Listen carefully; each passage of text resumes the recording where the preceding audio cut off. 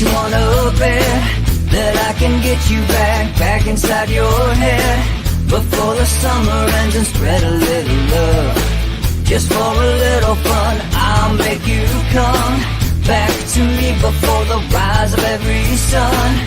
Baby, it's meant to be, I know you got a man, but he don't understand. You're gonna be a heartbreaker, you're such a love taker. So just suck me in and you can toss me like a cigarette, 'cause I just wanna be a bad habit, yeah.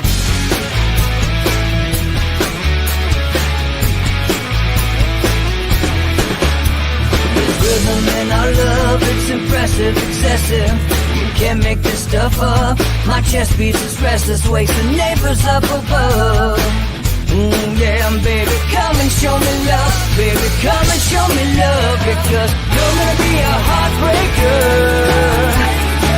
you're such a love taker. So just suck me in and you can toss me like a cigarette, 'cause I just wanna be a bad habit, yeah.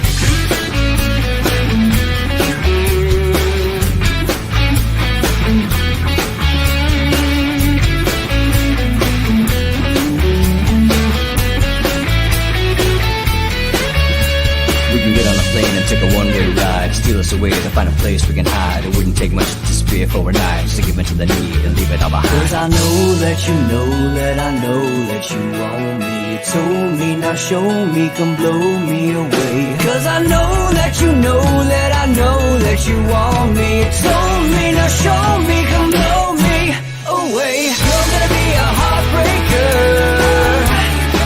you're such a love taker.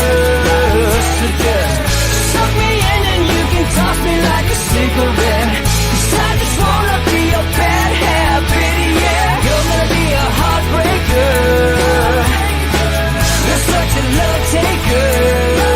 So just suck me in and you can toss me like a cigarette, 'cause I just wanna be a bad habit, yeah.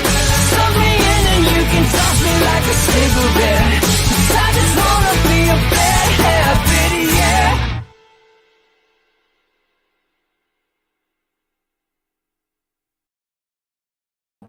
Good morning, folks. It is Freewheeling Friday on Inside the Numbers, August 28th. Thanks for watching Inside the Numbers with the People's Pundit. I am the People's Pundit, Rich Barris. You can follow me on Twitter at Peoples_Pundit.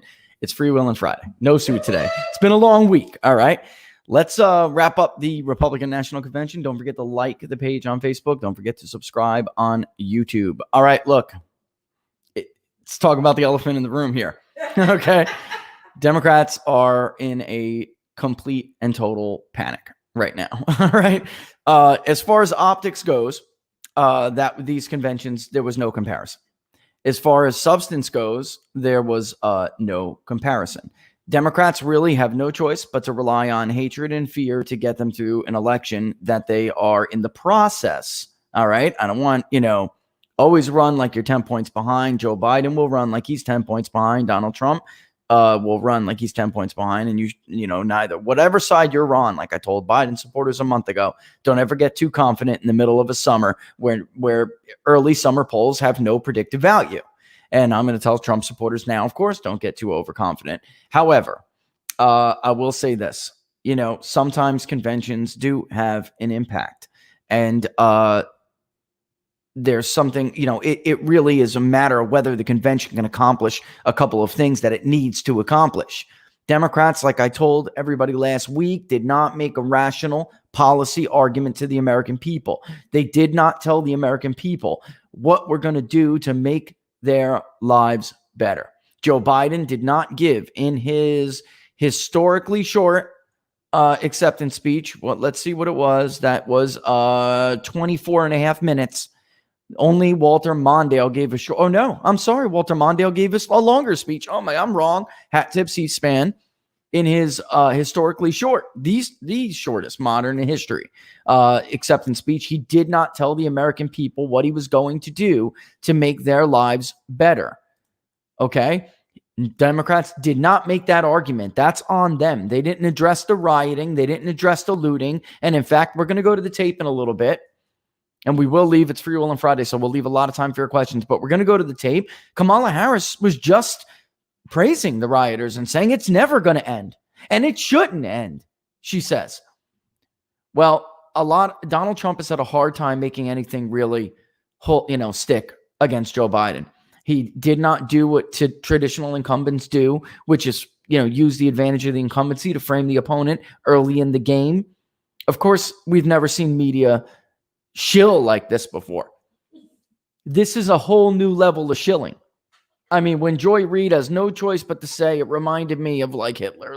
She's totally off her rocker, because that's not what Americans saw last night.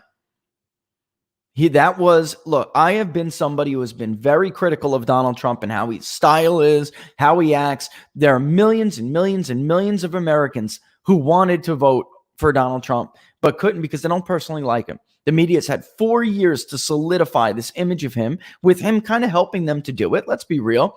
Last night was everything I have always said Donald Trump needs to be.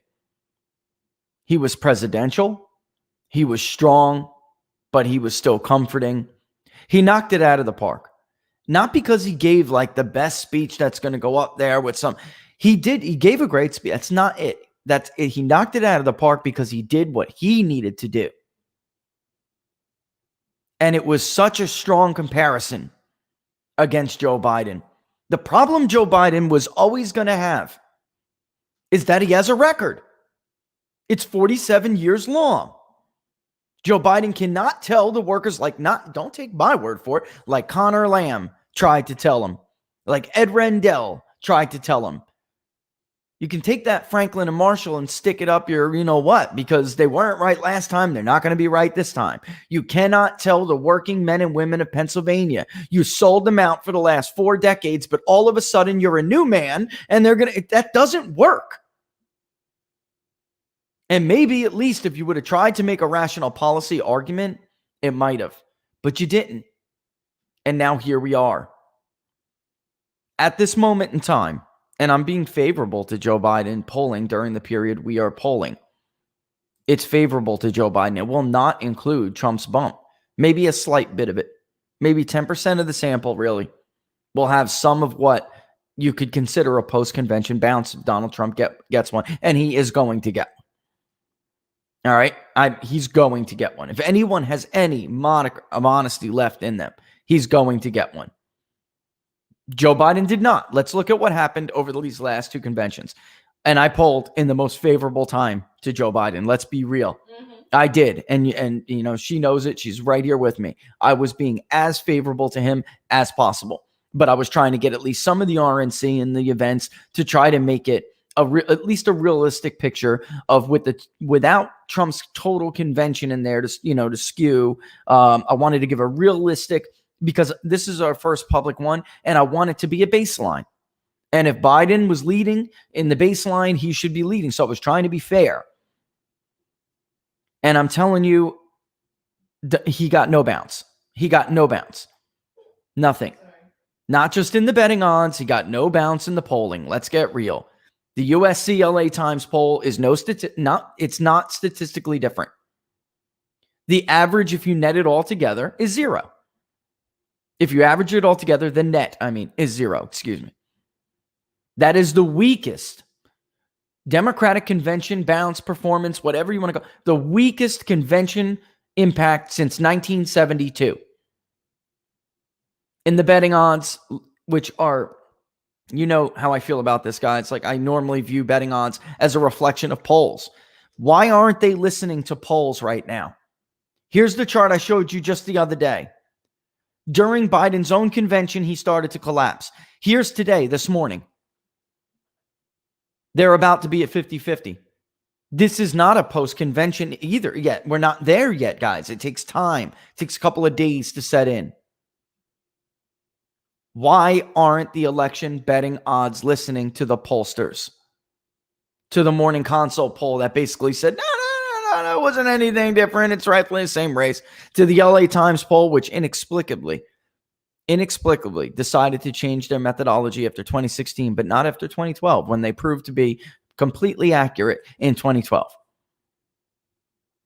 because you got the explanation just doesn't jive to me is what I'm saying. All right. Like you had too many conservative black rural men in your sample. Okay. Does that account for those kinds of demographic swings in their weighting? It does not. I'm sorry. It does not. Barnes and I have looked at them, like, looked at it pretty in depth. It just simply doesn't. They changed the poll. It's not the same poll. And even if it was, whatever, let's do apples to apples. Biden was up by 11. He's now up by 12, whatever. And that does not include interviews from the convention. That is not a bounce. +5 favorability in the CBS poll. That's a joke. Where are your top lines? There's no bounce. So if anybody I don't have much faith anymore in people to try to do what I tried to do, which is poll during a fair and appropriate time period, right? And I'm just telling you right now. I mean, it's always difficult. I'm like a little superstitious. I don't like to constantly check raw data. I just don't. But I peek, there's no doubt. And it slowed up last night it was a little intentional. We're trying to get those in. There's just no doubt. They see it. They see it. And I'm starting to get a small whiff of 1988. Not there yet, but I'm starting to get a small whiff of 1988. That felt like that to me last night. And what do I mean by that? You really can't win 450, plus electoral votes if you're a Republican presidential candidate. If this was the electorate of 1988, this wouldn't even be a race. Donald Trump would win almost every state. Maybe every state. I mean, he's not George Herbert Walker Bush. He's a worker, pro-worker Republican candidate. So he would win states Bush did not. Wisconsin did not go for Bush. Minnesota did not go for Bush. Minnesota's about 20 points less white almost now since 1988. If it was what it was in 1988, this wouldn't even be a contest. All right. I mean, that's just true. So let's look at some of these speeches, and we will use the first hour for the convention and to talk about whatever I'm seeing in polling. Like, I'm picking clips on purpose because I think these are the things that are making they are having, and it's not just the speech. The speech is just highlighting what people are thinking. So that is what is impacting their views. That's what's making people who were, soft Biden now go to undecided. Undecided go to Donald Trump. Donald Trump is the 3 last days. The people who were undecided, who overwhelmingly broke for Donald Trump. That doesn't typically happen with an incumbent. I mean, it can, but doesn't typically happen because what you see is people know the incumbent. They just want the challenger to kind of prove they're a viable alternative. If they're undecided, then that's why. I mean, it's not always the case, but it is more often than not. And we're just not seeing that. And by the way, it's a realignment. This is going to be a difficult race to poll. It is because, and it was in 2016 because there was a realignment that people just didn't want to acknowledge. This time around, some of that realignment has continued and then, or has manifested. It's done. And then there's actually new realignments underneath the surface. Trump's people who are telling us they're voting for Donald Trump are not necessarily the same people who voted for Donald Trump in 2016, or even the same kind of people. It's really weird. And it's going to be, and I think this is going to be really the demise of some of these other pollsters. Or not demise, but, All right, so yesterday, let's start with this. Yesterday, before the convention kicks off, the campaign, oh my God, the campaign decides they're going to respond to the RNC, right? What did they send out Kamala Harris? Why didn't Joe Biden give the rebuttal to Donald Trump's acceptance speech? He did, however, go on Anderson Cooper and bumble his way through an interview. Anderson tried to hold his hand. He's reading from note cards. He can't even read. And then, by the way, Anderson, you're such a joke, bro. I mean, if a Republican or anybody made that kind of error on my show, I'm going to correct him. The quote from Kellyanne Conway was not her quote.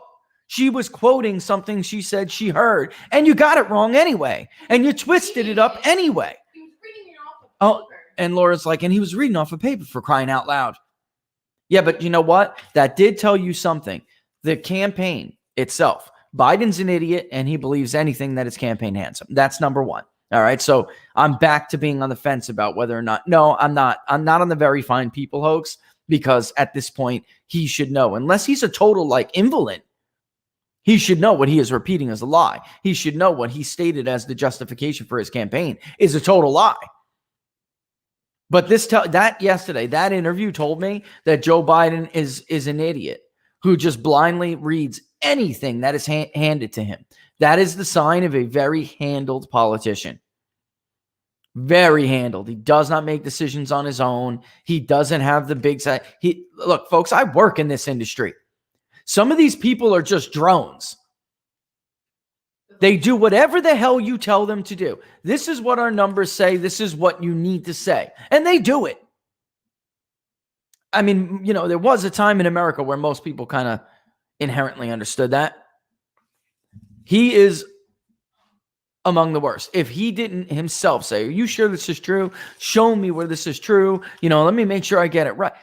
I've worked with some very good people and I've worked with some very scary people. That is like the scariest kind of candidate where and by the way, I wouldn't even work for someone like that if I found out they were that handled. If I found out anyway. A lot of times the campaign manager will get in between you and the candidate anyway. So, as the pollster, like the campaign manager is always some expert in polling, It's true. It's true. And you guys know it's true. You think you know everything. All right. It's just, that is absolutely true. All right. So, and then Kamala Harris is done with her speech. She says things like Black Americans have never been treated as fully human after we had a Black president for 2 terms who was reelected. In the first time he was elected, it was a landslide. The second time was like an electoral college landslide. It wasn't, a popular vote or but for a Democrat, it's a weak performance because they start with California, they start with Illinois, they start with New York, right? So for a Democrat, it wasn't a strong win, but it was still a decisive win. He beat Mitt Romney decisively, including in white working states. So Iowa, Ohio, Wisconsin, Michigan, Minnesota. I mean, it's ridiculous. It's ludicrous. But then afterwards, and this is now a pattern with the Biden-Harris campaign. No, not the sad part is I want you to listen after she walks off the stage and hearken back to any press conference that you may have seen Donald Trump do, any event that you've ever seen Donald Trump do. He'll take many, many questions. And then when he walks off the stage, they still scream and yell at him anyway and holler at him anyway. Right. And he may even turn around and take it.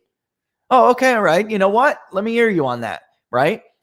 This is now a pattern with the Biden-Harris campaign. And listen, if they get the same treatment.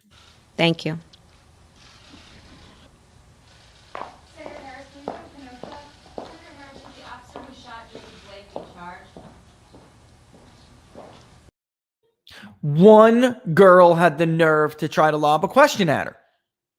It was crickets. In fact, you could hear her heels clicking off the stage because it was so quiet.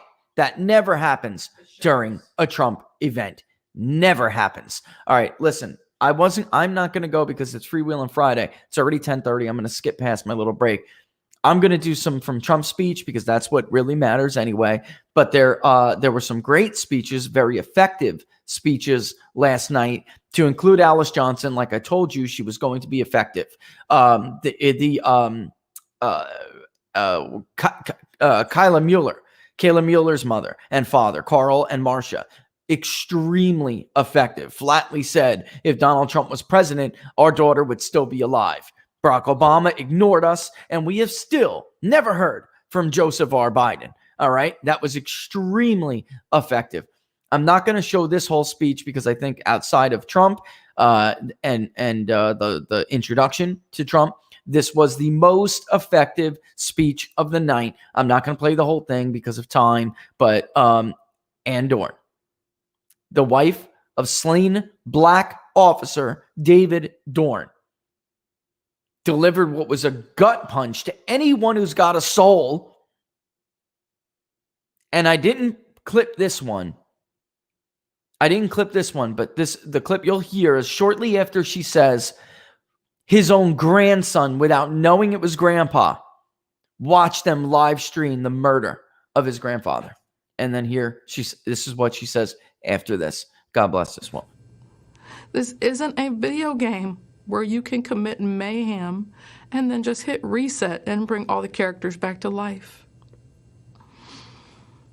David is never coming back to me. He was murdered by people who didn't know and just didn't care. He would have done anything to help them. Violence and destruction are not legitimate forms of protest. They do not safeguard Black lives. They only destroy them. President Trump understands this, has offered federal help to restore order in our communities. In a time when police departments are short on resources and manpower, we need that help. We should accept that help. We must heal before we can affect change, but we cannot heal amid devastation and chaos. President Trump knows we need more Davids in our communities, not fewer. We need to come together in peace and remember that every life is precious. Wow. Okay. I mean, if you can't see the impact of that, then again, like I said the other day to some of you, you're blind and you should get in another business because you're not good at this. Okay. So this is a tragic story. If people don't know about it by now, which I don't know how you wouldn't know about it by now, but it's a tragic story. And this is something that, listen, like video games, you know, how did we get to this place? She said, it's not a video game. You can't rewind it. You know, you can't hit restart and all the players come back to life, right? This is one thing that does bother me, and I try to be as objective as possible, but this is one thing that bothers me badly about the political left. So they have created a generation of these unstable people, right? I mean, let's be real. These are unstable people. They are not, you went to school with them, all right? Many of you, you know what I'm talking about. You know how they are searching for something to be a bigger part of because they don't have meaning in their heart. That's how we came to devalue human life. We took the things that make those principles that build them in society and we castigated them. And then we have this whole generation of these people on the streets looking for something to put in their heart to replace that. And the left weaponizes this mental illness. They weaponize instability. And they weaponize the people who are fringe on society. And unfortunately now they're growing. They're a growing sector of society. And I can see it in polling. Only unhappy haters and post-grad know-it-alls make up the Democratic base now. I'm sorry. I'm not trying to be, it's just because this next clip, they want to reverse this now, Laura. They want to stop the bleeding and they want to reverse it. And they want you to forget this is what they were saying when David Dorn was being killed. Clear that I know that there are protests still happening in major cities across the United States. I'm just not seeing the reporting on it that I had that's right. for the first few weeks. That's right. But they're not going to stop. They're not going to stop. And they're not, this is a movement. I'm telling you, they're not going to stop. And everyone beware, because they're not going to stop. They're not going to stop before Election Day in November, and they're not going to stop after Election Day. And that should be, everyone should take note of that on both levels, that they're not going to let up, and they should not. And we should not. Beware. They're not going to let up, and they should not. Beware, David Dorn. Beware, Ann Dorn, because this isn't going to stop. David Dorn is one of over 30 innocent people who have been killed since these riots, a summer of love, broke out. Beware. That's a threat. By the way, consequently, this would be a good time, Kamala, whatever. This would be a good time to apologize for your role in the juicy Smollett hoax, the hate crime hoax. Don't you find it a little funny? They're all friends with him, by the way. Maxine Waters, the California liberal elite, Kamala Harris, Maxine Waters, the whole lot of them. Michelle Obama, they're all friends with Mr. Smollett. Don't you find it a little bit convenient that while she was pushing the anti-lynching legislation, because she had no legislative accomplishments to point to when she wanted to run for president, so she needed something, what better than a wedge issue, a divisive wedge issue meant to increase racial animus and racial strife and racial tension and racial violence? Don't you find it a little funny that his hate crime hoax miraculously and conveniently appeared when she was pushing the anti-lynching legislation, when we haven't had a lynching in the United States since Michael McDonald in Alabama in the 80s? And the one before that was a lynching of a white Polish Jew by black men in the 70s who just were looking for a white man to lynch. Doesn't anyone find this just a little bit too convenient? I'm sorry, maybe I'm a cynic. Maybe I'm too much of a cynic. They all jump on Twitter. He's a great guy, the nicest guy, and this hatred, right to it. No facts, no nothing. It was like it was completely planned. It was. I don't know. I mean, really, Laura, come on. Come on. You're telling me they weren't. Hold on. If you're telling me the media was not on standby for this interview, you're out of your mind. And so conveniently, they were all there to capture the poor Smollett and his victimized blackness. And oh, cry me a river, dude. You know you're a liar. And then when the truth started coming out, you notice how they all tried to like quietly back away from him as if they never knew him. Hold on. You sound echoey a little bit for some reason, but right. They all just kind of faded away. And nobody ever said, you know what, Mr. Smollett should apologize for doing this. You know, I mean, come on. And he's still, you know what, they can't though, because he still to this day won't admit it was a hoax. All right, let's get into this. I know Trump's base, a lot of them cannot stand Ivanka Trump.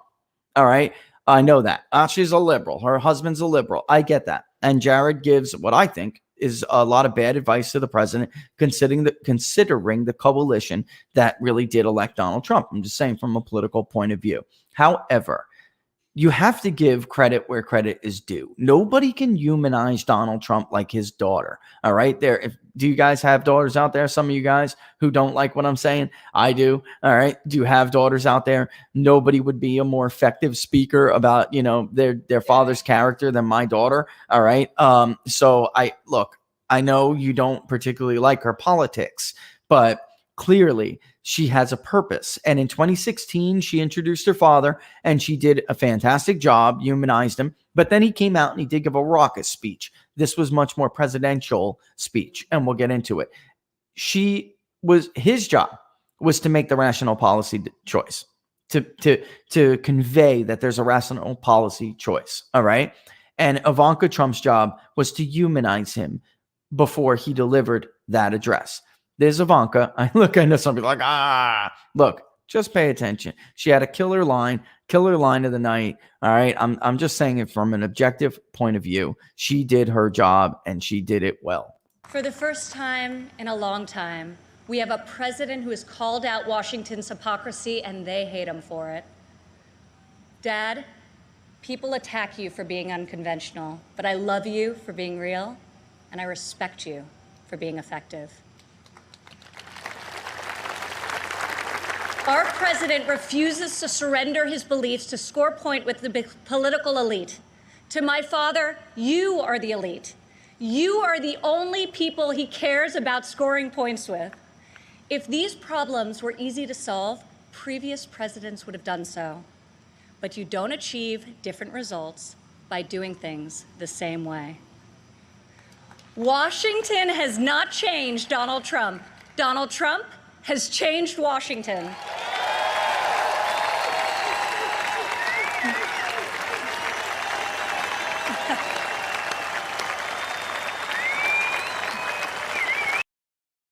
All right, listen, that was like the best line of the speech, which was first, Washington, D.C. did not change Donald Trump. Donald Trump changed Washington, D.C. And by the way, if anybody's looking at headlines on newspapers this morning, the Cleveland Plain Dealer, the headline is something Ivanka Trump said, warrior in the White House. It was nothing that came out of Donald Trump's 70-minute speech, the second longest speech in convention history. His was the first at 75 in 2016.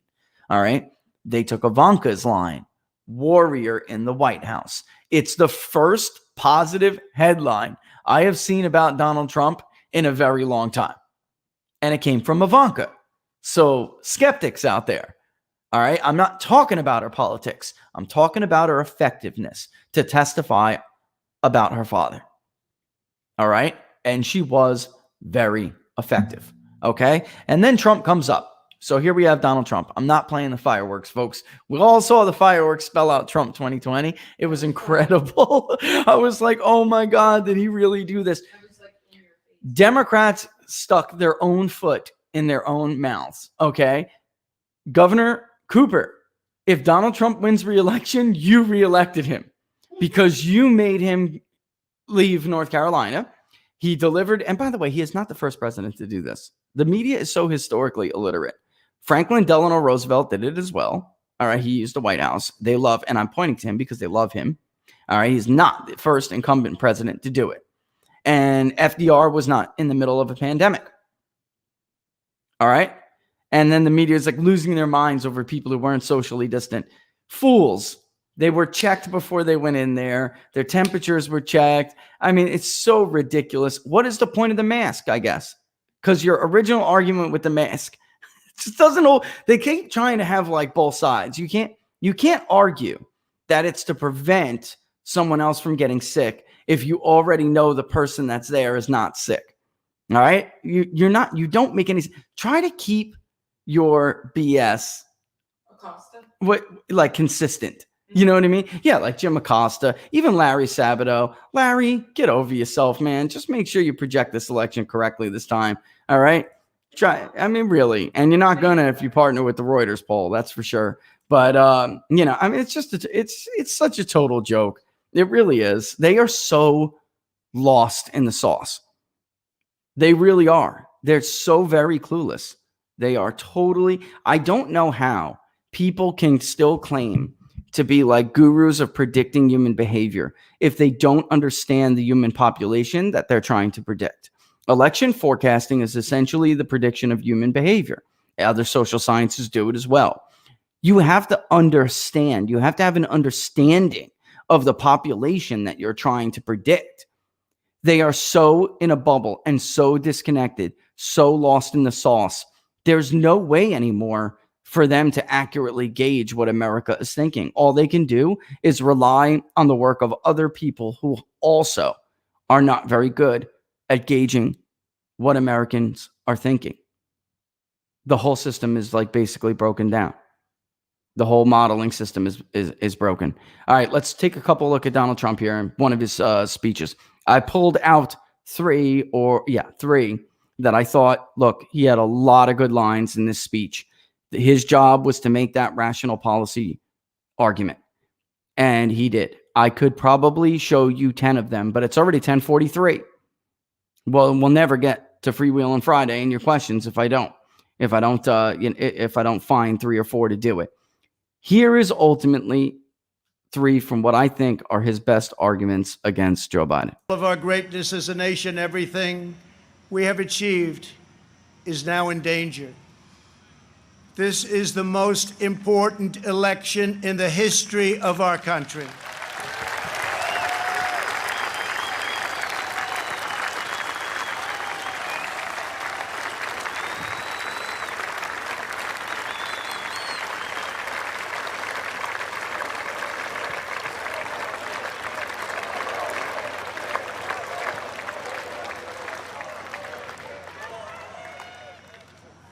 Thank you. At no time before have voters faced a clearer choice between 2 parties, 2 visions, 2 philosophies, or 2 agendas. This election will decide whether we save the American dream or whether we allow a socialist agenda to demolish our cherished destiny. It will decide whether we rapidly create millions of high-paying jobs or whether we crush our industries and send millions of these jobs overseas, as has foolishly been done for many decades. Your vote will decide whether we protect law-abiding Americans or whether we give free rein to violent anarchists and agitators and criminals who threaten our citizens.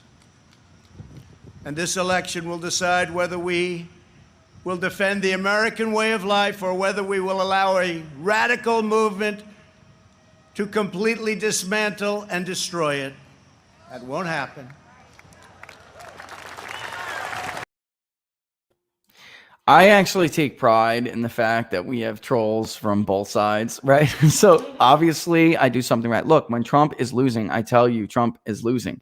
When Biden is in deep trouble, I'm telling you Biden's in deep trouble. Trump broke some of you last night. You guys probably should get like a group or something. I'm serious. Listen, here's my advice to you guys before I analyze Trump's clip right there. Because you guys you have this depravity about you. Okay. You don't seem to you're missing something that makes us uniquely human. I think that probably you should go talk to somebody about it. Maybe get yourself into a group, a Tupperware club where other people like you can begin to promote self, individual growth. All right.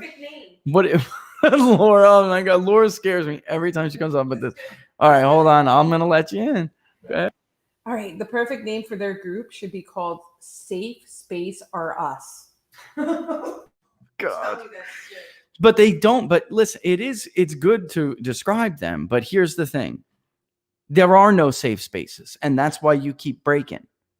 You're never really going to have any safe spaces. All right, guys. This is I'm doing this for your own benefit. Life isn't safe. Nothing is safe. You can't hide from everything, and people aren't always going to say everything that you like or agree with. It's called growing up.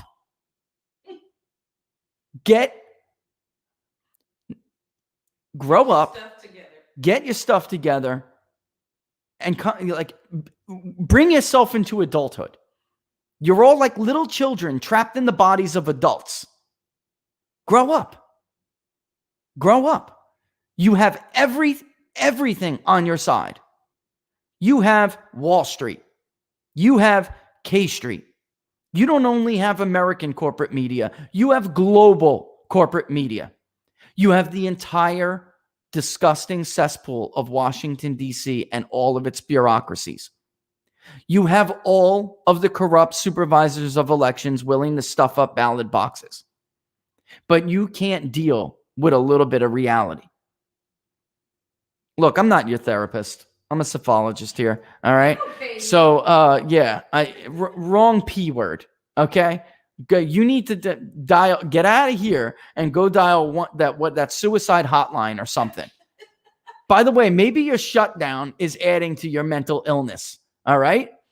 That speech right there, that clip, getting back to something that actually matters. I just want to because I'm a human being. And I want to convey to another human being, you don't have to be this unhappy. All right. But anyway, Trump laid out first, this is the most important election, and gets into why. That is a rational policy argument because he was heavy on policy. And then the rest of it was towards not just he basically, the one why I picked that is because he nailed both his working base and then the suburbs, the suburban women who are undecided, right? Because he touched on both Joe Biden's record on trade. Joe Biden's got a record. That is what Trump was speaking to right there, is what Connor Lamb and Ed Rendell are trying to tell the media and the Democratic Party. It's not going to be that easy. You want to stick your head in the polls, knock yourself out. We did this last time. You're insane. You're repeating the same behavior over and over again. You're actually insane. And people like Ed Rendell and Jason Altmaier, by the way. Man, Jason Altmaier's a good guy, by the way. He was a Democrat who was defeated, a blue dog Democrat who was defeated in the 2010 elections after Obamacare. And he was one of those blue dogs who was a holdout. And he has been, since he's been defeated, he has been trying to bring the Democratic Party back into reality, back into middle America. And he has not had success. He thought he was getting some success with candidates like Connor Lamb, but Connor Lamb ultimately got put under the thumb of Nancy Pelosi, the way Jeff Van Drew outlined 2 nights ago in his speech. Connor Lamb ultimately buckled. He did not have the courage to keep the promises that he made to the voters in his district, and he did not have the courage to vote according to his conscience. And now he's in trouble, by the way. That's a district we never thought would be competitive because they carved it up and made it more Democratic. But Sean Parnell really does have a chance to beat Connor Lamb. And that's why Connor Lamb is breaking and going out. So Trump is highlighting those things that Connor Lamb, Ed Rendell, other Democrats who, blue dogs like Jason have warned them about. And then he pivots to the safety issue and the rioting. So look, we could go back to this guy who was in D.C. for 47 years.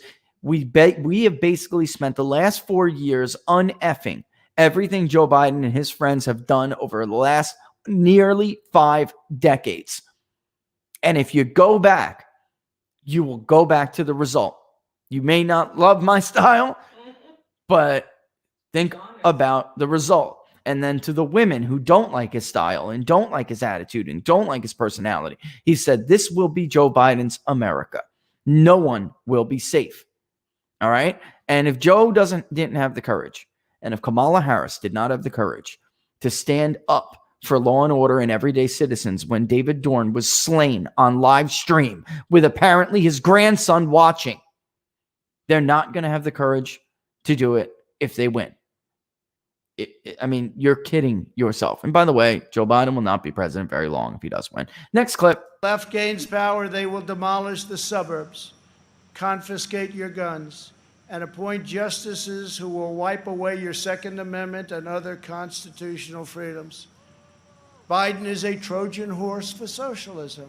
If Joe Biden doesn't have the strength to stand up to wild-eyed Marxists like Bernie Sanders and his fellow radicals, and there are many, we see them all the time, it's incredible actually, then how is he ever going to stand up for you? He's not. All right. Yeah. Oh, Laura's trying to give me a little hat tip about the next segment. Listen, he just reiterated what I'm telling you. This is what's sinking in. So you can troll, you can get mad, you can break, you can go nuts, you could do whatever it is that you want to do. We all know that's fear. I mean, you're not fooling anybody. All right. But what he's saying right there absolutely is sinking in. It's sinking in. It's the first time that American voters have said, because they were, I got to be honest with you guys, pre-COVID guys, Donald Trump was going to roar to victory. Take the polls and wipe, with them. He was going to. That is what the fundamentals of the race suggested. Real modeling, not modeling that's glorified poll reading and unskewing the polls like we're back in 2012 in some weird exercise, and I can't get Florida right, and I can't get Indiana right, and I can't get anything right, but I got the House vote right, so I'm still a good forecaster. I mean, that is not modeling. That's glorified poll reading by somebody who doesn't even know how to poll. It's really quite incredible. All right. The models that are real fun, objective, not subjective, objective modeling, which deals with just data, historical data. It's not subjective, like the Keys. And I think he's a smart guy, but the Keys is a subjective model. To him, he's a liberal. There was no scandal in Barack Obama's administration, so you would not have put that on his model. But of course there were scandals in Barack Obama's administration. To him, modeling Donald Trump, everything's a scandal. That's subjective modeling. That's not real. Real is historical vote preferences. Real is economic indicators. Real are primary vote shares. Real are primary vote totals. Real are unemployment numbers. That's real modeling. And that was on Donald Trump's side. Then COVID came and he was in deep trouble. And I told you guys this. A lot of you didn't believe me, but shutting down the economy was stupid for 2 reasons. One, it uniquely targeted the base of voters that Donald Trump used to win the Rust Belt. It uniquely hurt them, and it uniquely broke a promise to them, which was that I will not listen to experts these stupid, stiff upper lip experts who have been destroying your life for the last 50 years. I will do what's best for you. Now he needed to pivot himself back into that position. He's the incumbent, but the anti-establishment incumbent, the outsider incumbent. And he is successfully doing it. And he has the fundamentals backing him up. So it really shouldn't be any surprise here. You know, the riots, though, are still one thing that, and they won't stop. You know, Harris was right about that, because they are effectively, Tucker Carlson is right. They are the militia of the Democratic Party. That's just, he's right. But they don't necessarily take orders from them. When you tell Black Lives Matter that that their money will dry up from Silicon Valley and their money will dry up from coastal America, maybe they'll listen. But like I said, they're weaponizing mental illness, really. They're weaponizing a lost generation who has been taught grievance by the school system and are looking for something to be a bigger part of. I'm not sure you can easily turn that off. And this is something that has, for the first time in this race, shifted. Like COVID was the only thing that stuck to Donald Trump. This is the only thing that's sticking to Joe Biden and the Democrats. Okay? So things can change, and there's a lot of time, which is why I told Biden supporters, do not get your hopes up on summer polls. How many shows do I have to run where we go over polling data since the 1930s to show you that early polls have no predictive value? And in fact, they're getting worse. All right. So let's take a look at one more clip for Trump before we go into our 1 hour break. And then when we come back, we will take your questions. We're on the wrong side of history. Biden voted for the NAFTA disaster, the single worst trade deal ever enacted. He supported China's entry into the World Trade Organization, one of the greatest economic disasters of all time. After those Biden calamities, the United States lost 1 in 4 manufacturing jobs. We laid off workers in Michigan, Ohio, New Hampshire, Pennsylvania, and many other states. They didn't want to hear Biden's hollow words of empathy. They wanted their jobs back. As vice president, he supported the Trans-Pacific Partnership, which would have been a death sentence for the U.S. auto industry. He backed the horrendous South Korea trade deal, which took many jobs from our country and which I've reversed and made a great deal for our country. He repeatedly supported mass amnesty for illegal immigrants. He voted for the Iraq War. He opposed the mission to take out Osama bin Laden. He opposed killing Soleimani. He oversaw the rise of ISIS and cheered the rise of China as a positive development for America and the world, some positive development. That's why China supports Joe Biden and desperately wants him to win. I can tell you that upon very good information. China would own our country if Joe Biden got elected. Unlike Biden, I will hold them fully accountable for the tragedy that they caused all over the world. In recent months, our nation. All right. So 2 big lines right there. I mean, he goes through his policy record. All right. Again, with the rational policy choice, he goes through his policy record, which is bad for the Rust Belt. It's bad. Joe Biden on paper, like they kept telling everybody with Hillary Clinton, he's going to win back all these working class voters. He can do that. He's going to win back these Appalachia voters that, loved Bill Clinton. This was a crock. He supported TPP. He voted for NAFTA. He voted for the South Korean trade deal. They're going to remember that. And I can tell you right now, Trump is killing him with working class voters. Killing him. Our sample is the raw data is almost 30% postgraduate, which for those of you who don't know, they were 16% of the electorate in 2016 and 18% of the electorate in 2018. So they are overrepresented in our raw data. It is D plus 13. And on trade, Joe Biden in the raw data only has an 8-point edge.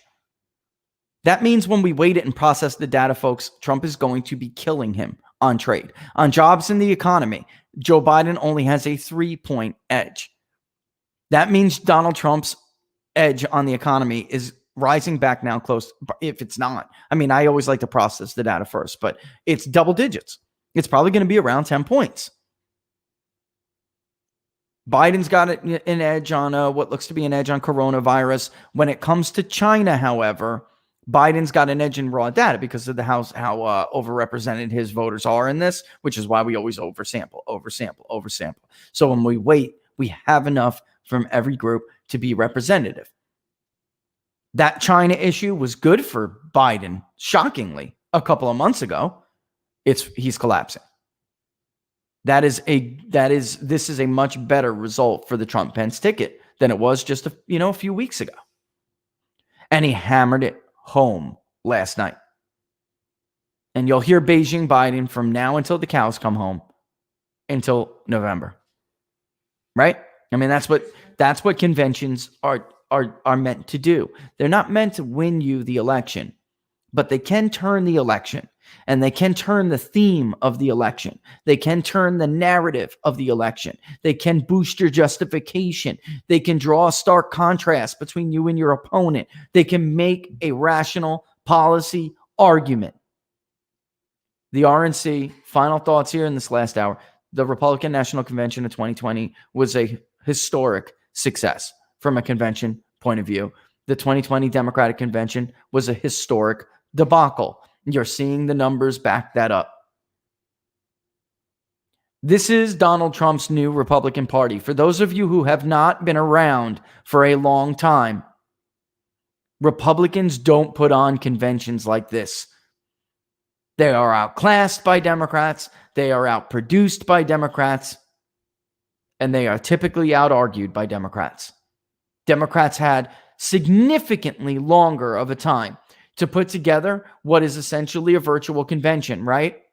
With minimal crowds, minimal crowd, audience. They had been doing this all along because they staked their claim on being the responsible ones. That's BS. They want a quasi-election because they can't beat Donald Trump in a regular election.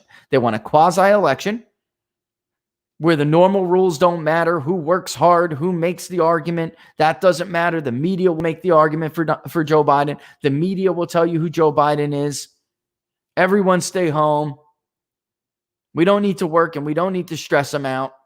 We don't need to cause any glitches. No debates. We're not going to do that this year. And by the way, we're going to count votes for 2 weeks. Never concede. Right, Hillary? Never concede. I told you they were trying to run a quasi third world kind of election. Donald Trump had to do something to break through that. How do you know he did and it was successful? Joe Biden's coming out of the basement after Labor Day. He's going to Wisconsin, which he hasn't visited the entire damn election season. He's going to Wisconsin. He's going to Arizona. He's going to Ohio. He's spending money. All of a sudden, which expert, Laura, what medical public health expert or scientist told him that Labor Day was going to be coronavirus will expire on Labor Day? Yes. What a con job this whole thing has been. A total con. The only thing, the infection rates, the death rates, they have been falling like a rock for weeks, months in some places. That didn't sway them. That didn't change the quasi-election strategy. Now his polling numbers are falling along with the death rate, and we're back. We're back on. We're going to leave. We got to leave the basement.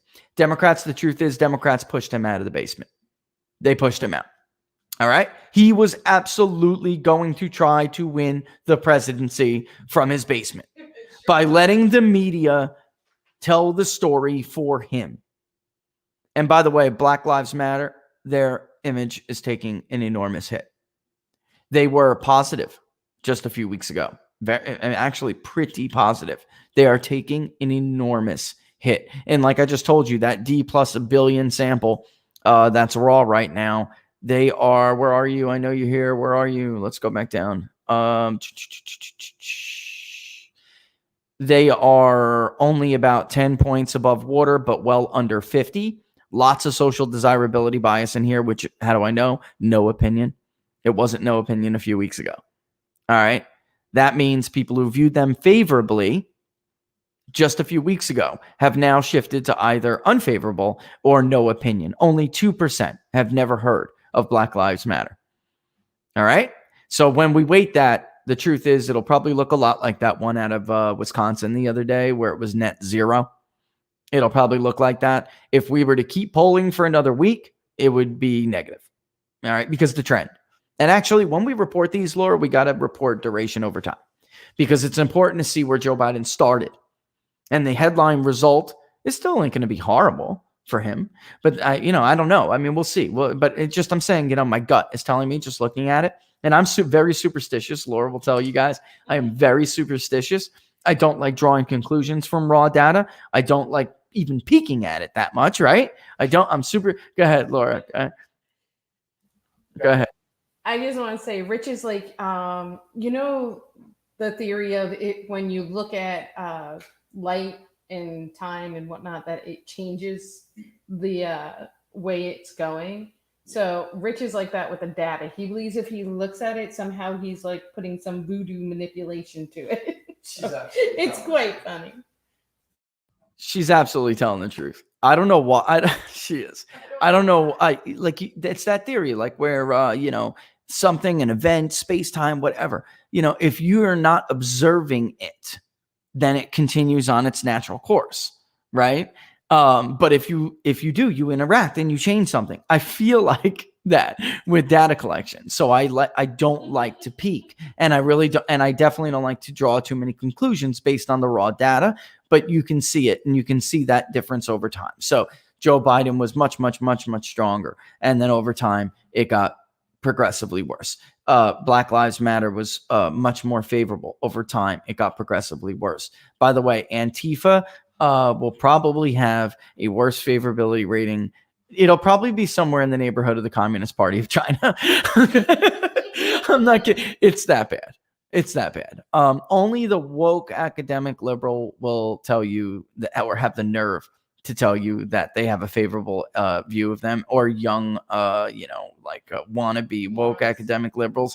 They'll tell you, but most of the, and then even some of those academics and other kinds of class like that will tell, high gentrification liberal will probably, still be very likely to tell you that they're not sure, even though they are sure. That's just how they roll. All right, but we are 11:10. Let's take that break, come back, spend the last hour doing your questions, all right? You're watching Inside the Numbers with the People's Pundit. Follow me on Twitter, @Peoples_Pundit. Don't forget to subscribe to the YouTube channel, folks. If you're on Periscope, mosey on over. The picture's a lot better, all right? Subscribe to it on YouTube. If you're on Periscope, though, that's cool. Your scopers die hard. Don't forget to follow us. Give us those little hearts, And then, of course, the best way to support the show is to subscribe to PBD, which you could do by going to pbdnews.us/subscribe. pbdnews.us/subscribe. I got a lot of economic indicators to get up there after the show. All right. Sometimes we just don't get it in before the show. All right. 2 minutes after Bad Habit by the Grammy considered Bowen Band.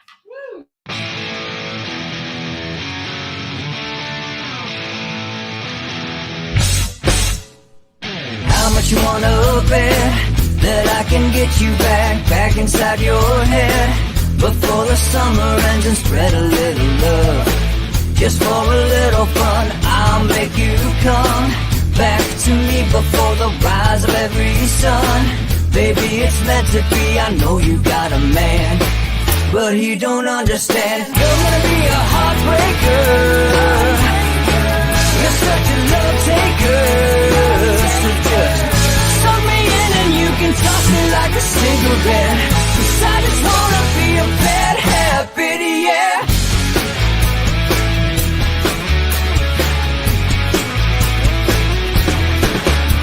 The rhythm in our love, it's impressive, excessive.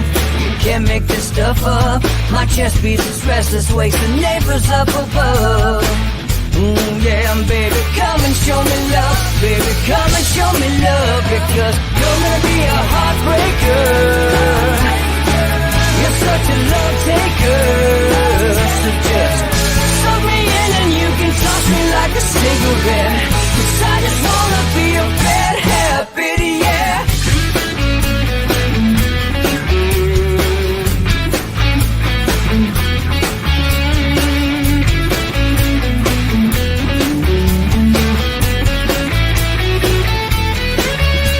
We can get on a plane and take a one-way ride. Steal us away to find a place we can hide. It wouldn't take much to spear for knives to give in to the need and leave it all behind. 'Cause I know that you know that I know that you want me. You told me, now show me, come blow me away. 'Cause I know that you know that I know that you want me. You told me, now show me, come blow me away. You're gonna be a heartbreaker. You're such a love taker. So just suck me in and you can toss me like a cigarette. 'Cause I just wanna be a bad habit, yeah. You're gonna be a heartbreaker. You're such a love taker. So just suck me in and you can toss me like a cigarette. 'Cause I just wanna be a bad habit, yeah. Suck me in and you can toss me like a cigarette. 'Cause I just wanna be a bad habit, yeah.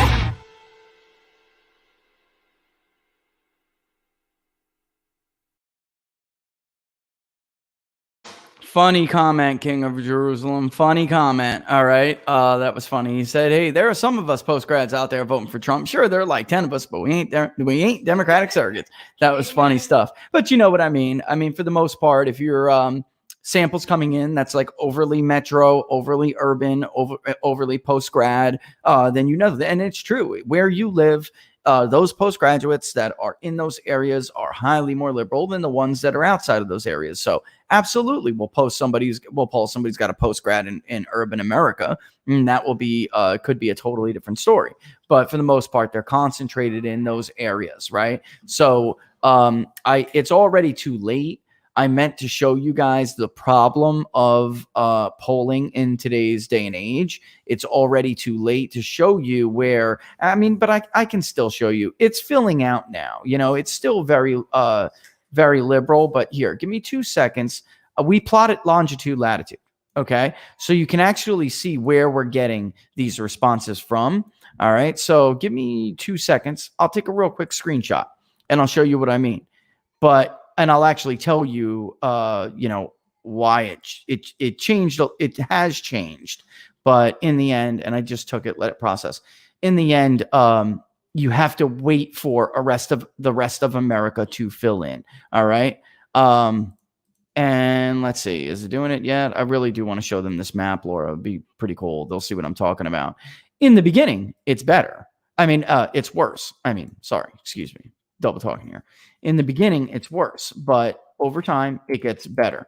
And it is starting to get a little bit better now. And better by better, I mean more representative of the actual electorate. Okay, so, all right, it's processed. Let me get it, like I put it up like I did last time. Here we are. Okay, so when the map pops up, what you're going to see is a dot. The dot represents respondent by location. How dark it is represents how many respondents in that location. So you could see two dots relatively close to each other. One is lighter, one is darker. Okay. The darker means there are more responses in that area. This is starting now to fill in, but clearly you can see there's a lot of the West we haven't gathered. Okay. Now, population, of course, does matter. We just started to fill in with the Rust Belt yesterday a little bit. This is why you have to take your time and sample. Okay. You can look at Maine, for instance, guys. Look at Maine. That is Portland and Bangor. That is the 1st congressional district, obviously representing far more of the sample than the 2nd congressional district. I'm going to tell you how those people voted, who they chose in that big darker blue dot. it would take more time to make sure. And, you know, you have to oversample quotas. But the first things to fill in are always the more metro urban areas. And we do ask people whether or not they're from a suburb, they're from an urban area, or they're from a rural area. But the truth is, people don't always know. And a suburb is very difficult to define. And there are different kinds of suburbs. So we simply just use that as a self-identification kind of thing, but we don't particularly, none of that is everybody's business. Pollsters are going to have to figure that out on their own. All right. But this, just as of yesterday, started to fill in a little bit better. And when we do weight by region, you have to make sure it is very easy for California to meet the West quota. And then if you're not looking the way we look by geography, it is very easy for California, and look at how dark Los Angeles is, very easy for that quota to get filled real quick because those are the people most willing to participate in surveys. And then you think, okay, I got enough from the West. But you don't. You don't. Look at the Silver State.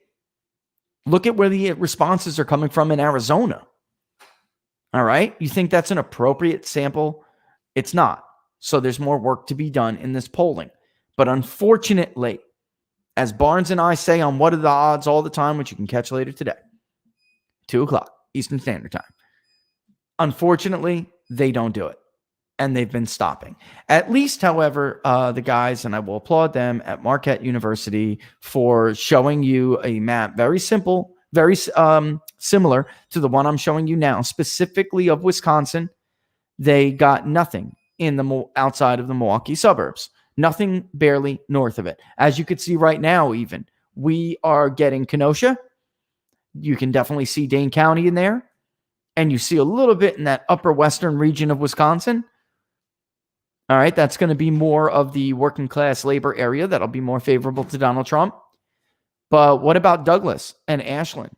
They swung the state back and forth. They're moving Democrat in the last couple of elections. Donald Trump did much better than normal Republicans in those counties. What about them? It's not a sufficient sample size yet. And what other pollsters will try to do is simply take that and extrapolate out to those missing areas. We won't do that. We simply won't. All right. So it's just going to, if it has to, it's just going to have to cost more. But let's get into some questions. All right. Let's bring in Laura, grab some questions. And Hun, let's check.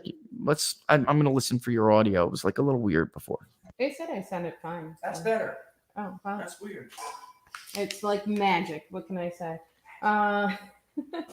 Guys, So Howard had a question the other day. I'm very confused about these poll numbers because 90% of everyone I know is pro-Trump. Do you think because of today's political intolerance, people are avoiding truthfully answering these polls?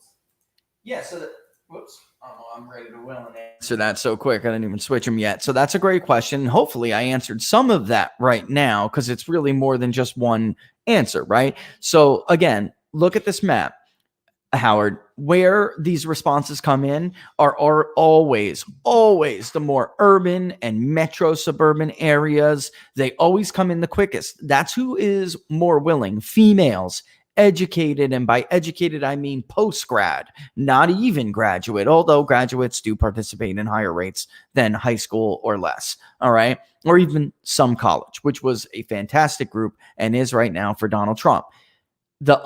You have to watch the rates of people that are willing and able and are doing and filling up your sample size. You're not going to get an accurate representative if you just allow them to. It's response bias, we call it in the field. So they're more willing to participate in surveys, but it doesn't mean it's representative of the electorate. And some of these pollsters are simply not doing it. They're just not doing it. And they're not letting the map fill out like this. Why? Some of that is the mode they are using to poll. Live caller polls are not going to reach the working class person in Rusk, Wisconsin, Erie County, Pennsylvania. They're not going to talk to a live caller on their cell phone. I mean, some of them do, but they don't do it at sufficient rates to be able to get a representative sample.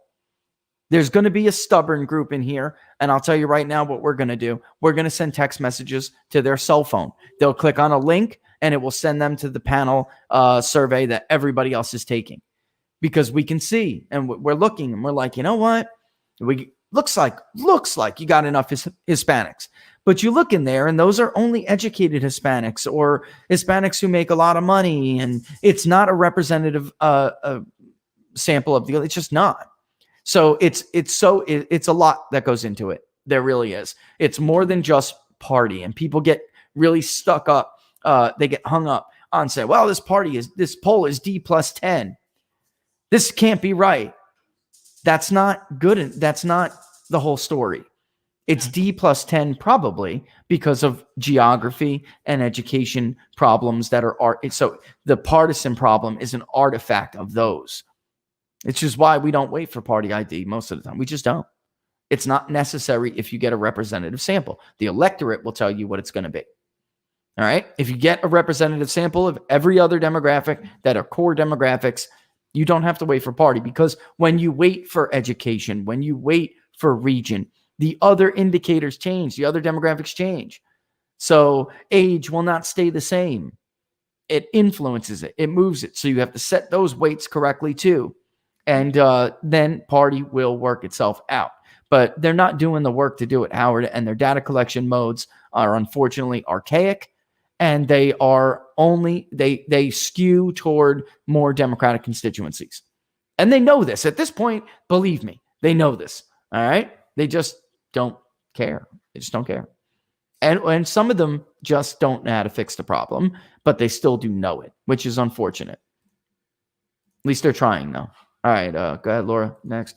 All right. My next question is Ryan McCarthy wants to know USC Dorn's. Oh, that's a poll question. Has Biden plus 13? Yeah, so that's not a statistic here. Look at the interview duration, number one. That was like the beginning of when we started in the field. It was the most favorable time period for Biden. It's not going to reflect any of the changes that you see now. And is also saying Biden plus 13. Yeah, I mean, he's not a pollster. And he's not a pollster. And then, but even still, that is not a statistically different change from the LA Times poll before. LA Times did great in 2012, and we did a similar experiment many years ago. Never really thought Mitt Romney was leading, so the Pew poll comes out, it's all of a sudden it's Obama plus 4 or whatever. Mitt Romney has a great debate performance, and it's Romney plus 4. And we argued the same thing. The people who were behind the USC poll at the time, they're not exactly the same people. We argued the same thing. Those are artifacts of the polling methods themselves, the data collection modes.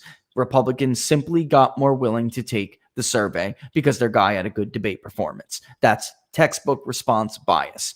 The USC poll is supposed to account for that. In 2012, they nailed it. In 2016, they got Trump as the winner correctly, but their popular vote was wrong.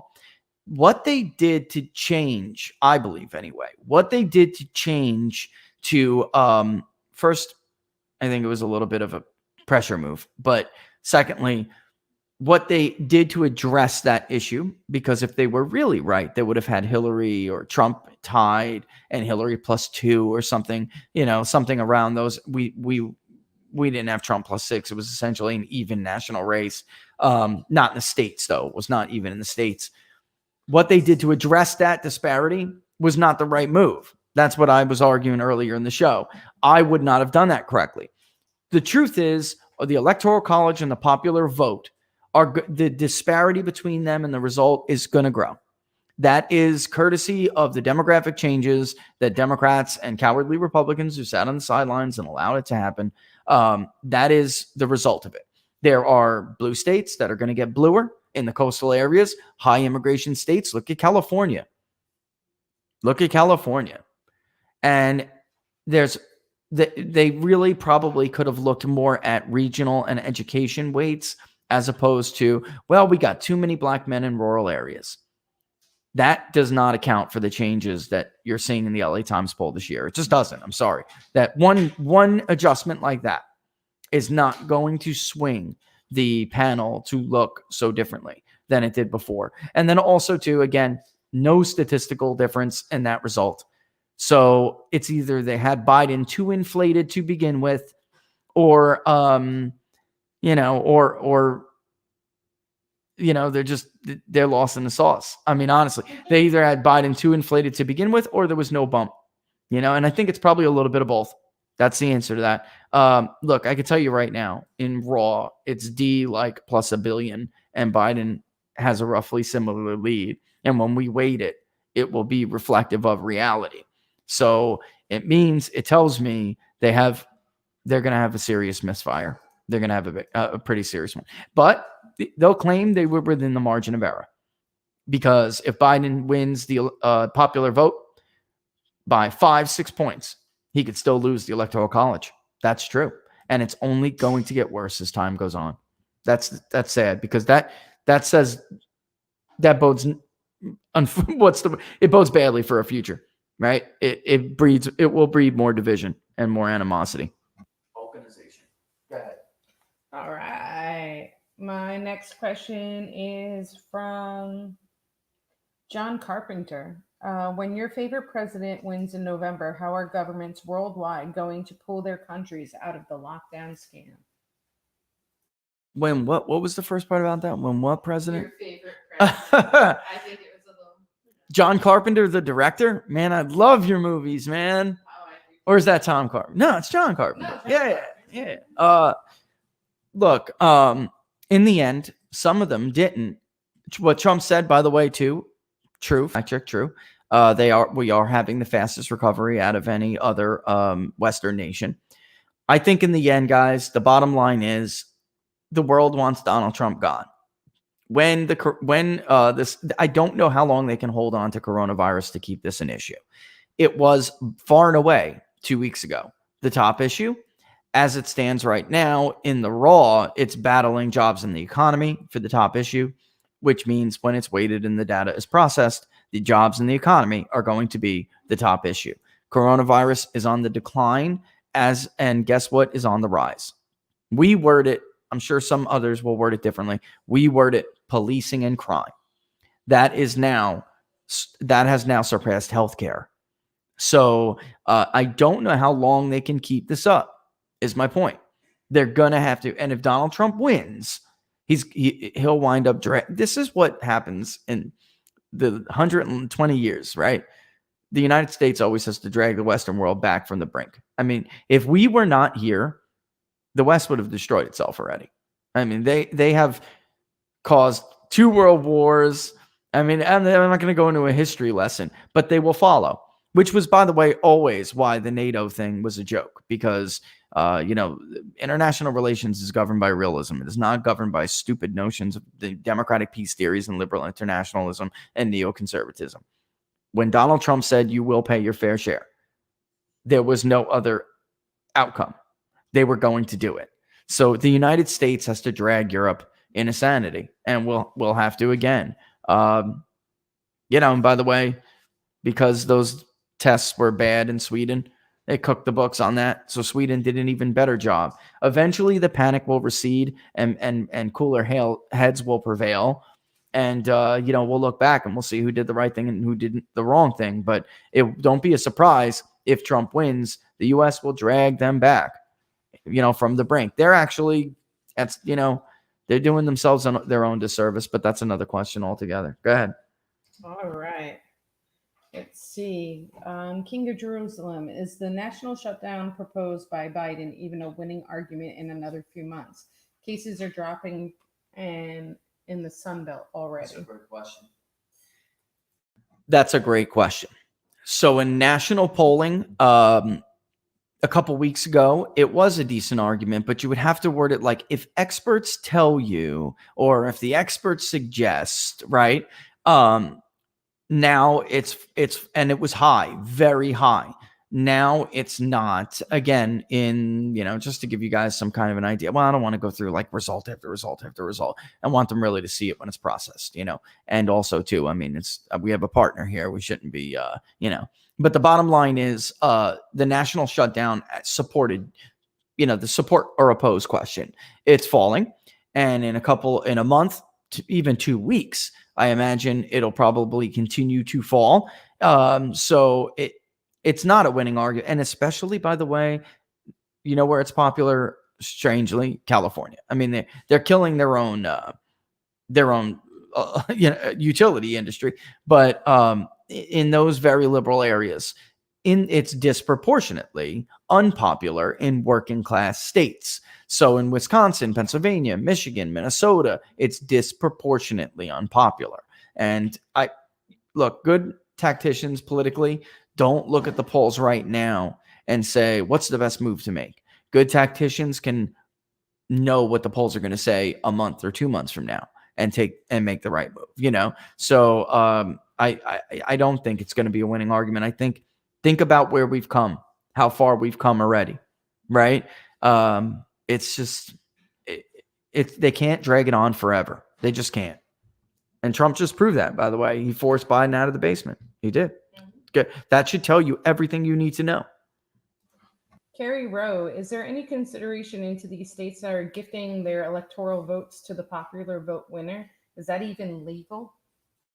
Don't worry about that right now. All right. I'm not saying don't worry about that movement in the future. I think everybody should be worried about that movement, because anybody who reads any primary source documents from the founding fathers, they were much smarter than us.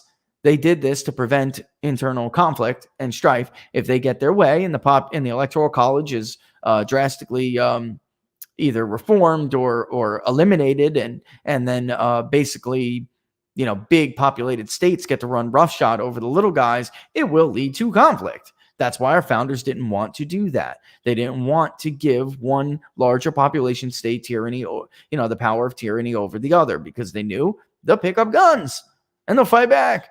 I mean, so they don't. I'm not saying don't worry about that in the future. It just didn't make its way this election. All right. So ranked choice voting is something you should also look at. In Maine, the Democrats got a congressional seat because of ranked choice voting. I mean, so it's really, when you're from a pollster's point of view, I would say ranked choice voting doesn't even reflect the true opinion of the electorate. I mean, asking somebody to pick a second choice or something if the guy doesn't get a majority, there's just too many, not apolitical, but they're not highly political like you or I, and right, you or the viewers. So they don't really process that kind of decision, and it's an irresponsible voting mechanism. Plurality or majority wins, and that's something to keep an eye on too, because they are pushing for that. But as far as this electoral college this year, things will be the way they have been. All right. Go ahead, do that.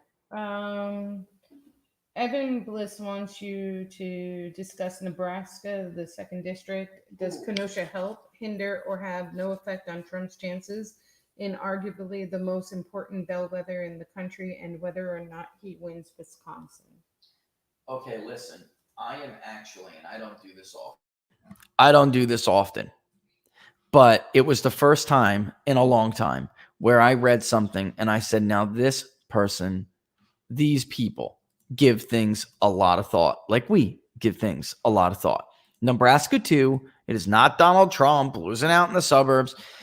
Nebraska 2 has undergone social and cultural changes over a long period of time. Okay. It is not the same place that it has been in the past. And it has been, extremely close. All right. Nebraska 2 eventually, maybe not this election, but Nebraska 2, unless Biden has a great election, he could take Nebraska 2. He could. But Nebraska 2 is not, it's looking like a 1 to 2 pointer. It really is. I'm going to tweet out a link. I want you guys to read it. It's kind of heavy, but if you're like me and you're like a nerd, I'll go over this. We can do a show more about this next week, because that's a great show topic.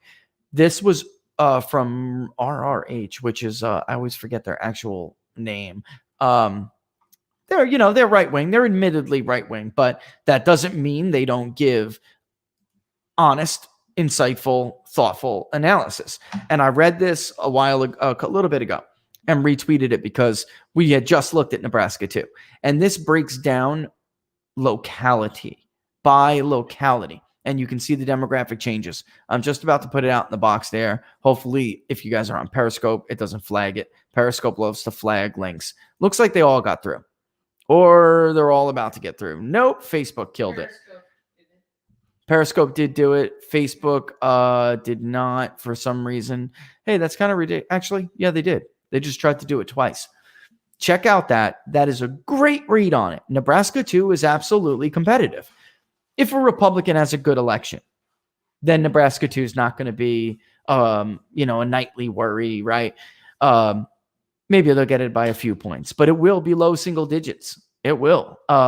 Maybe best case 5, 4. But for the most part, the way that changes, should he visit it? I don't know, because I think if you're losing Nebraska 2, you're in deep trouble. It depends. If this is going to be like a down to the wire race, you need every electoral vote, then yeah, maybe I would. But, Biden's got his own problems with Maine too. I think if Donald Trump has a decent election, this thing's changed. I think last night was a tipping point. I really do. I think it's now a race. Biden had a very good shot, but there's too many things working against him. The rioting, coronavirus. This is a district, by the way, where the rioting will turn them off from Democrats. That's a great example. They are in the Plains area. It's a red state, but it's because of the rest of the state. 2 has become more competitive. So yeah, it looks like, I would agree with Rico. It looks like weakness if he goes there. It looks like he thinks he's in trouble, and you optically don't want to do that. I would, at this point, I don't see all of this civil unrest and violence coming to an end. That's something that will scare the hell out of somebody like the suburban people in Nebraska too. So, I wouldn't want to know about that, Look, the Joker, you want me to ask? Is that the one? No, read it. Okay, Laura, I know I saw this frequently, but please tell me Rich votes being counted for 3 days after the election is not happening. That's what was requested by our governor. It is happening, and I'm sorry to tell you this. It is going to happen. And like Laura and I were just talking about, these Democrats. We just don't, we don't breach anybody's trust. But if I said their names, you would know them. They fully expect Donald Trump to have a lead in the state of Pennsylvania on election night. But that is why Mark Elias and company were jumping up and down after the ruling came in. So now, too, it's getting even worse. And this is why when people were like, oh, it's not that bad, that ruling, that agreement, I knew it was going to not be the end of it. So now it's like, well, if they're postmarked by election day or if they're postmarked by a certain day and then they get there, they will count them up to 72 hours after the election. But now they are really moving to remove that postmark date and push it up. So it's great. It's crazy. And this, by the way, is why Democrats went with this conspiracy theory about Donald Trump trying to steal the election through the post office. Anytime you hear Democrats come out with wild conspiracy theories like that, what it really is a distraction cover up to cover up what it is they intend to do and the scam they're intending to run. They project things on other people. That is what they do. So look this way so you don't see us stuff in the ballots this way. I'm sorry, but it's true. And I would be lying to you if I didn't tell you that I worry about accurately polling this election, because you cannot account for what could be a mass hit to election integrity. All right. Mass on a large scale. I have never, folks, you got to go and look. You have got to go and look at some of the other episodes. I can't keep doing it every day, but I've opened up these voter files and I have shown you they easily could overtake Donald Trump's margin in Wayne County with inactive voters, dead voters, voters with change of address flags, voters with change of name flags. They're not going to verify these ballots. So I would be lying to you if I didn't tell you I was worried about that. Now, take some solace, Adam, in the fact that We now know from indictments that they already were stuffing ballot boxes in the last 3 elections in Philadelphia anyway. All right, which I think we all knew. And Donald Trump still won. So he won beyond the margin of fraud. All right.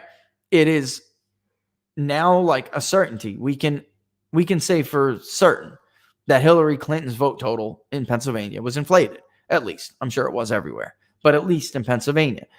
Because we have indictments showing that they were stuffing ballot boxes on a large scale, going back 3 election cycles at least. So, I'm not saying, plus they have a less of a pool to deal, because the registration trends are not in their favor in Pennsylvania. For every suburban voter they lost in, like Philadelphia or Bucks County, Donald Trump made it up with 2 in Erie or Luzerne. The overall trends went against Democrats, 185,000 plus registrations. So, and ironically, we still see that he's still taking roughly 12 to 13% of the self-identified Democratic vote, which is what he took in 2016. So even though we probably can assume he swallowed up some of those Democrats, those who are still Democrats, that percentage hasn't really dropped. So it's not like he's just, cannibalizing. He's not cannibalizing the crossover vote from 2016. That's my point. But yeah, I worry about this a lot. If you guys are very worried about this, volunteer to be poll watchers. You could do it. All right? Volunteer to be poll watchers. You volunteer in a couple of wards in Philadelphia, though, and you're going to run into some nasty people. Is Jack in here? I thought I saw Jack before. If Jack's in here, he'll tell you you'll run into some people that won't want you over their shoulder, right? Mm-hmm. We have in Florida. They don't want you there. They'll hide. They'll lock a door on you. It's crazy. It's crazy. It's crazy. Yeah, like Republicans had to kick it in Florida. They had to kick it in. I mean, it's nuts. All right, let's get to another question here. Y-Town would like to hear your thoughts on the RCP betting markets average showing Biden under 5%. Odds lead today from a Biden 24.6%. Odds lead on August 1st, 2020. Does the tightening coincide with polling you see? That's a great question. So I put up that map before. Here was it a few days ago. Here it is as of this morning before the show. That is a historic collapse, a betting market collapse, a historic betting market collapse. And it happened during the convention, which makes it all the more historic. I always say that betting markets are really nothing most of the time. They are just a reflection of the polls. The Nate Silvers of the world have a lot of impact on many of these different betting markets. It's noteworthy. Why are they not listening to the polls? There aren't many polls outside of us, which we will show. Trafalgar. There aren't many polls. Oh, and Rasmussen did too. But the big media polls aren't doing enough to sway betting markets like they traditionally do. So that's what's noteworthy. The money is not listening. They're not listening. So that my thoughts on that's the question in my head. Normally they just follow the polls. Why are they not following the polls this time? This is absolutely a historic betting march. And it does feel like it's a public sentiment survey, Adam. I agree with that. It feels like the betting markets right now are a public sentiment survey. In the voter preference, and by the way, hearkening back to the LA Times poll question, in fact, the LA Times poll is even showing a Trump win. And let me tell you why. Voter expectations has been more accurate than voter intention. And what I mean by that, we're not the only ones who have done the math on this. Others have. Gallup has done it. The Brookings Institute, not exactly right-wing pollster material, right? Like you could criticize me as, right? The math is clear. It's a bunch of jargled, long equations, but it's clear. The voter intention question is not as accurate as who do you think is going to win. So we word the question like this. Regardless of how you intend to vote, whom do you trust? Or no, that's the issue, trusting, but it's very close. So that's the trust issues. All right. Regardless of how you intend to vote, who do you think will win the U.S. presidential election? And in other times, by the way, it has been who do you think will be elected president, right? So we went back and we went and looked at a whole slew of it. Even the LA Times poll shows that voters expect Donald Trump to win. The Fox News poll, voters expect Donald Trump to win. This was tightening for a little bit with us. I don't, other people are other people. This was tightening for us. And it looked like, because all throughout 2008, all throughout 2012, while the polls and the voting intentions were shifting, everybody thought Barack Obama was going to win. All right. In 2016, that did bounce back and forth a little bit, but in the end, people thought Trump was going to win. In our polling, it's been Trump the whole time. Who do you think is going to win? Donald Trump is going to win. Sometimes by very large margins, sometimes by small margins. Biden flipped it in our tracking for a little bit, for like, what was it, a day or two? He had flipped it. Those results will be taken in with the rest of the data collection we did over other days, but it was momentary. It was very quick, and now it's gone back. So his lead always lags by a significant amount who people expect to win. So, it's noteworthy. It really is. All right. What's the next question? All right, Frank Bell. Frank Bell is interested in post-convention bounce polls, trends, and issues after the convention. What are they? Yeah, So give it a little bit of time. We had some quotas we wanted to meet, so it's not like I slowed it down to get the convention in there, but it does take a couple of days for conventions to sink in. We're living in the age of information. So maybe that will change over time. Maybe this is the election that will change it. But typically, Trump just gave a speech last night. What the responses say tonight and tomorrow and the next day will really tell us a lot more, which is why I'm glad that collection slowed up just a little bit to make sure that it's more representative, because of those voters that we think we need to still reach. Those are the ones who are going to count. So we want it, not that everyone doesn't count. Everybody counts. But I mean, that will tell us more about who truly persuadable people are and the truly undecided people are. And then that will tell us more. So I'll be sure to let you know that. But right now, what you see, these changes are not really convention bump changes for Trump. This was something that happened before. There are things going on that were independent of the convention. The election betting odds, we have Biden's in the bag. We could look at that, but we still don't have the full impact of the RNC. It just ended. So Biden, it took a couple of days to start to see reactions, and it'll take a couple of days for Trump. But all indications, considering how soon this early thing started changing, it's not going to be good for Joe Biden. So, but we will keep you posted on what those changes are for us on our end. Witchfinder wants to know, the Dems are imploding. The last 2 weeks have been a disaster for them. Can they recover from it? Number 2, Biden is suddenly dumping money into Virginia. Why is that? I would assume it's to prevent down ballot congressional losses in Virginia is long gone for Trump, but Dems seem to be worried. They're terrified right now. They really are scared for the first time in a long time in this election cycle. They're not telling you the truth if you hear otherwise. They are terrified. And don't always listen to what comes out of these people's mouths. Look at their actions. You just brought up a great one. Now, the first question, though, yes, things can change. It is not even September yet. We're coming up on September right now in a couple of days. Things can change. For Hillary Clinton, she was the odds-on favorite until the end of October. Second to last week in October got bad, and she lost it and ran away from her. Things can always change. It's a long time in politics. 67 days is a very long time in politics. However, there are things that are going on that are just not good for Joe Biden, okay? And then if it stops, the coronavirus is his best weapon. It really is, which I know is sad and it's kind of disgraceful. I'm not arguing that. I'm making an objective observation.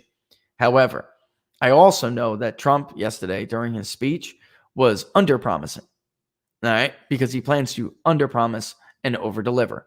I have on good authority that they're going to get kneecapped on the coronavirus. All right. They could still argue about how they handled it, but Joe Biden's going to have a problem when we're talking about vaccine development. And by the way, with his record, I mean, don't get me started. You guys want to hear my story? I'll tell you about how I got swine flu because of Joe Biden's handling of the swine flu. I mean, it was directly the result of them bungling this. But anyway, and then that vaccine hurt people. Yes. All right. So, I mean, he's really, and Trump should be bringing that up. But Virginia, part of that media markets overlap with North Carolina, so I don't know where they're dumping money into Virginia, but there is some overlap there. He is running ads in North Carolina, Laura, and I see him all the time. By the way, Amy McGrath, we don't share media markets. You're wasting your money. I don't know if you know, but you're running in for the U.S. Senate against Mitch McConnell in the state of Kentucky, okay? There's no overlapping media market on the East Coast, all right, in the Atlantic Ocean. Oh my God. And it's a great ad. It's a funny ad, but it's a complete debacle. And where's Politico on that though, by the way? I mean, yeah, total waste of money, right? But yes, things can change. And then in Virginia, Virginia is a tough haul for Republicans. They let it get away from them. They did. They oversaw it. You can do, if you guys are Bush haters, it's one more thing you can blame George W. Bush and his Republican establishment crowd for doing. They gave Democrats the state of Virginia. All right. But in a close election, or not even a close election, in a bad election for Joe Biden, let's say he full-blown Michael Dukakis collapse, bad collapse, he could lose the state of Virginia. You need to clarify who's getting kneecapped if it's more than one person asking. The narrative on coronavirus against Donald Trump, it's very, very, very likely that it will be kneecapped before the election. In other words, I just think that there's going to be some announcements before the time that Trump stated. So he's under promising and he's going to over deliver is what I'm saying. And it will kneecap the Democrats' argument against him with the coronavirus because, and of course the media will shill and they'll try to help, but it's just, yeah, I mean, the Amy McGrath thing, I mean, Laura and I just sitting there laughing. I mean, you're wrong state, fool, wrong state. I mean, and it's a great ad. What a waste. It's hysterical. It makes, I mean, look, you got to be able to laugh at yourselves, whether they're making fun of people you like or dislike. You got to be able to laugh. And they portray Donald Trump and Mitch McConnell in that video, in that ad. Really, it's magical. It's hilarious. It really is. But yeah, it's just so stupid. What a blunder. What a blunder. But in an election like Hillary Clinton in Virginia, let me just wrap this up. The rural vote was so big. And he did better than people thought in certain suburbs. And the vote wasn't juiced for Hillary Clinton. So at least according to the exit polls, as things were coming in, and the exit polls were updating because they do update as the night goes on. And even in polling, the responses during the day are more liberal and they get more conservative over the night goes on. That happens to us in polling. Same thing with exit polls. As time went on, it looked like Donald Trump, they couldn't call it because it looked like Donald Trump really did have a chance. But ultimately, Fairfax County wrote as many ballots as they needed to write. That's what they do. But no, they didn't write 5 points in. But it could happen in an extremely bad election for Democrats. So in other words, you do think Virginia is in play of some sort? Not really in play. I think that there is overlapping markets. So he feels if he has a good shot at the election, then maybe he could pluck off North Carolina or something too. That's what he's doing. And then there's validity, like Virginia 7 is very much in play right now. That's Spangelberger, the CIA spook who ran a PSYOP on our congressional district. That was David Bratt's district. That absolutely could go back to Donald Trump. To Republicans if Donald Trump has a good election. So he is helping there, but it's also a fail-safe. And the Biden campaign's burn rate, for those of you who don't know what that is, but it is the rate at which the campaign spends money compared to as a percentage of what they raise.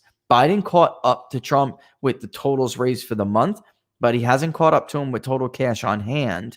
and his burn rate is much higher than Donald Trump's. So he's blowing a lot of money. Yep.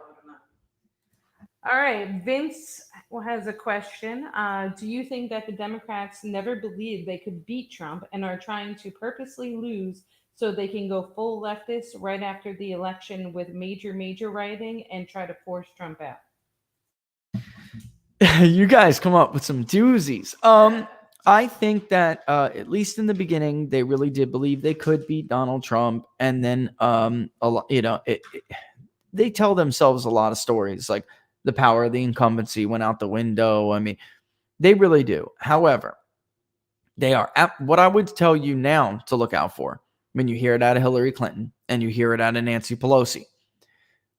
If they can't write in enough ballots, they're going to drag on. They're going to try to portray him as an illegitimate reelected president. I mean, look, these are coming from their mouths, these words. All right. So they're not going to give in. There will be a big reaction. That being said, Donald Trump will be reelected, and he won't really have to care what anybody says about his response. So I would fully expect Donald Trump to put the boot on the throat of these people when he is reelected. I do. And you heard him last night. Some of the things he said, we will end this. This will be over.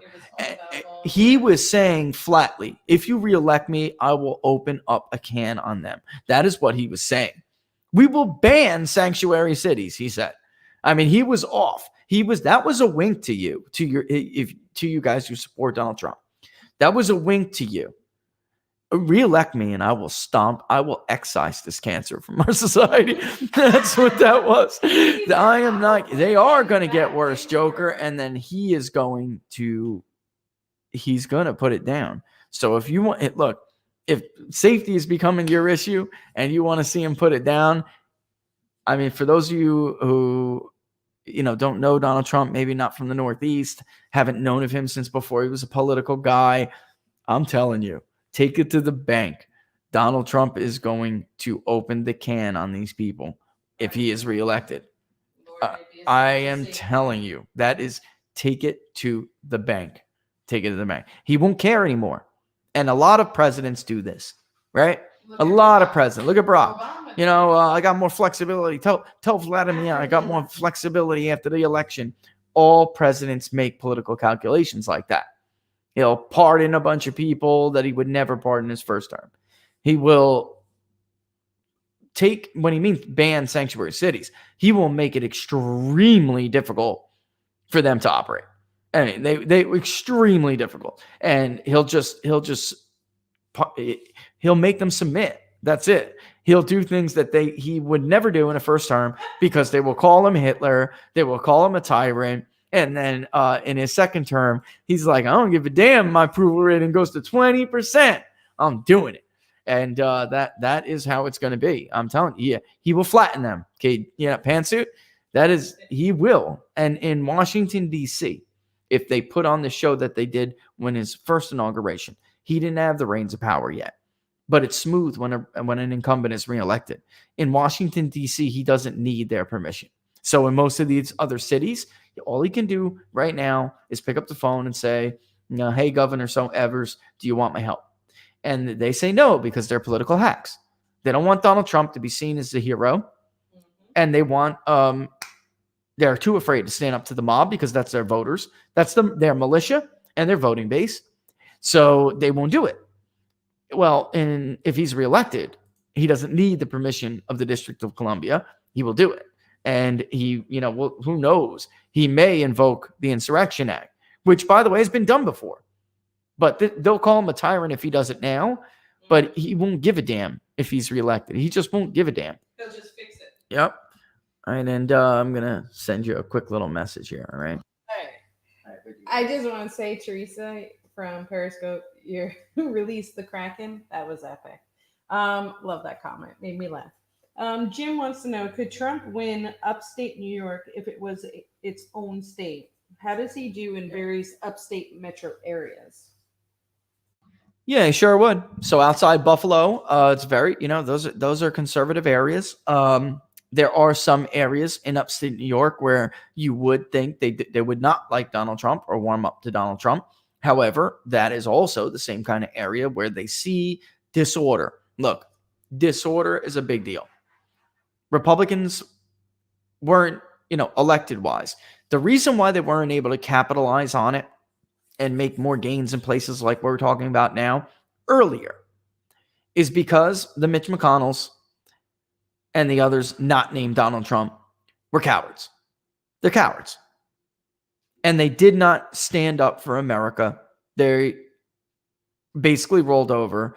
You had the Nikki Haley's of the world, cowering. The Marco Rubios cowering, releasing statements that could have come out of the Biden campaign. You have got to draw a contrast. The reason why they're capitalizing on it now is because they're drawing a contrast. That is the Democratic Party. We at the Republican Party will keep you safe. And even Donald Trump said it specifically yesterday. The Republican Party will always be the party that will keep you safe and be of law and order. So now he's doing it. As usual, the Republican Party has to rely on Donald Trump, right? Mm-hmm. To teach them how to fight, to teach them how to win. Could you imagine actually what they could accomplish electorally if they weren't natural cowards and corrupt idiots and they just listened to him to begin with? Could you imagine? And same thing, we're seeing it again in this year's polling, like we saw 4 years ago. He gets almost nothing from the traditional GOP coalition. They get everything from him. It is not a fair relationship. And they can't win for crap. I mean, they're losers. They're like professional losers, They won those elections by default, Laura. In 2010, 2014, they took them as affirmations of their party, but they won them by default. All right, let's get another one. Yeah, but if it was its own state, absolutely. New York would have separate electoral votes that would go to the Republican candidate. All right, you got two people pretty much asking the same thing. Dirt and Joker, which state would be the biggest surprise, and what blue states are in play, and can Oregon be in play? You guys would be talking about a massive landslide. It's still very young and very liberal, states like that. It would have to be like a ridiculous massive landslide. You do, though, have districts out in Washington, Dino Rossi's district, that could absolutely flip back right now. Republicans are very thrilled about that, and they think they're going to take that seat back. In fact, all right. I think I did this one the other day, and really, Minnesota and Maine could be the two. Look, I was telling Laura last night, looking at the responses coming in, if Biden stops bleeding and this turns into like a dead even race, a dead heat, and they're fighting for it, I could absolutely see Joe Biden winning Michigan, Pennsylvania, and Wisconsin and still losing the election because Donald Trump surprisingly plucked off Minnesota. I could see it. I absolutely could see it. And it's Adam, Minnesota. I am finally being vindicated. Oh, I was vindicated in 2016. I know. It's been a better target state for Republicans for a long time. They were just too blind to see it. And because of the George and Mitt Romneys of the world, they wasted fool's gold, Michigan, because that kind of Republican Party could never win the state of Michigan, nor the state of Pennsylvania, barely the state of Wisconsin. Scott Walker is not like them. Mm-hmm. He's not. So I have argued for a long time. Minnesota is absolutely in play with the right candidate, and Donald Trump is absolutely the right candidate. Somebody who was more like the Donald Trump last night would really carry Minnesota, like by a couple points. And I have to give him credit. Donald Trump last night was everything I have been biatching at him to be for years. Like, why do you have to do that? Because I hear it from people in the polls. I hear it from neighbors. Why does he have to do this stuff? Why can't he just focus on this and be presidential? Why does he was last night. That was a very solid presidential speech. It was not 2016, though it invoked the same tones, but it was way more. You could see maturation happen, like a maturity, right? As a president. And Americans need to see that maturity as their president. Minnesota, Maine, Colorado, under the right circumstances, definitely could go. I'm actually, guys, the media is not polling these third-party people, and I am, because I want to know the impact they're going to have on the ballot. I'm telling you, I'm a little bit shocked at how much Joe Jorgensen is pulling, and even the Green Party's taken a little bit. They're just not in these media polls. Most of them are just not answering these media polls. I don't know who this is. Yeah, somebody's dinging. All right, look. Let's give Laura another. Oh, she said no. She knew I was gonna try to bail. I know somebody is here to see me. Laura, go ahead, answer the question, and then I do need to see him though. I do need to see him though. I do. All right, go ahead though. Okay. I do owe you. All right. Let's see. Arnav wants to know, are 2020 polls different from 2016? Pac-Man wants to know, have you participated in any other election polls this cycle to gauge how many polls are being tossed? And JK Locke wants to know, what do you think of Trump's camp knocking on $1 million doors for Florida? Get out the vote efforts are very, very, very important. Donald Trump may outperform simply because his get out the vote effort is so good. He had none of that in 2016. He was his own get out the vote effort. You could clearly see before the pandemic, particularly, you could clearly see the primary vote participation in uncontested primaries, just millions and millions of people going out to vote for Donald Trump to say, I love him. That's it. So, I mean, Democrats would ignore that at their own peril because that can sometimes be good for 3 points, 4 points. I'm not kidding. I have seen a couple of polls this cycle spiked. They'll make an excuse and they'll tell you that, well, I didn't reach enough millennial men or something like that. But I have seen a few polls spike this year. I haven't seen any in this last week, but I know how these people run in their scheduling. They absolutely made sure that they spiked that off. Yeah, that's coming to yeah. Which I don't know what you're saying though. All right, he's coming back. Then let's. So there was the one thing about the polls. Are they different than last year? Actually, they're getting worse as far as their accuracy. If you count the state level polling in 2018, they appear to be getting worse. There are too many polls. There are not enough pollsters. What I mean by that is everybody wants to throw their hat in the ring, and not a lot of people have a good track record. So it's very difficult to gauge whether or not you can believe them. All right. Some of the other polls that blew it badly in 2016 and again in 18 have changed nothing. They have changed nothing.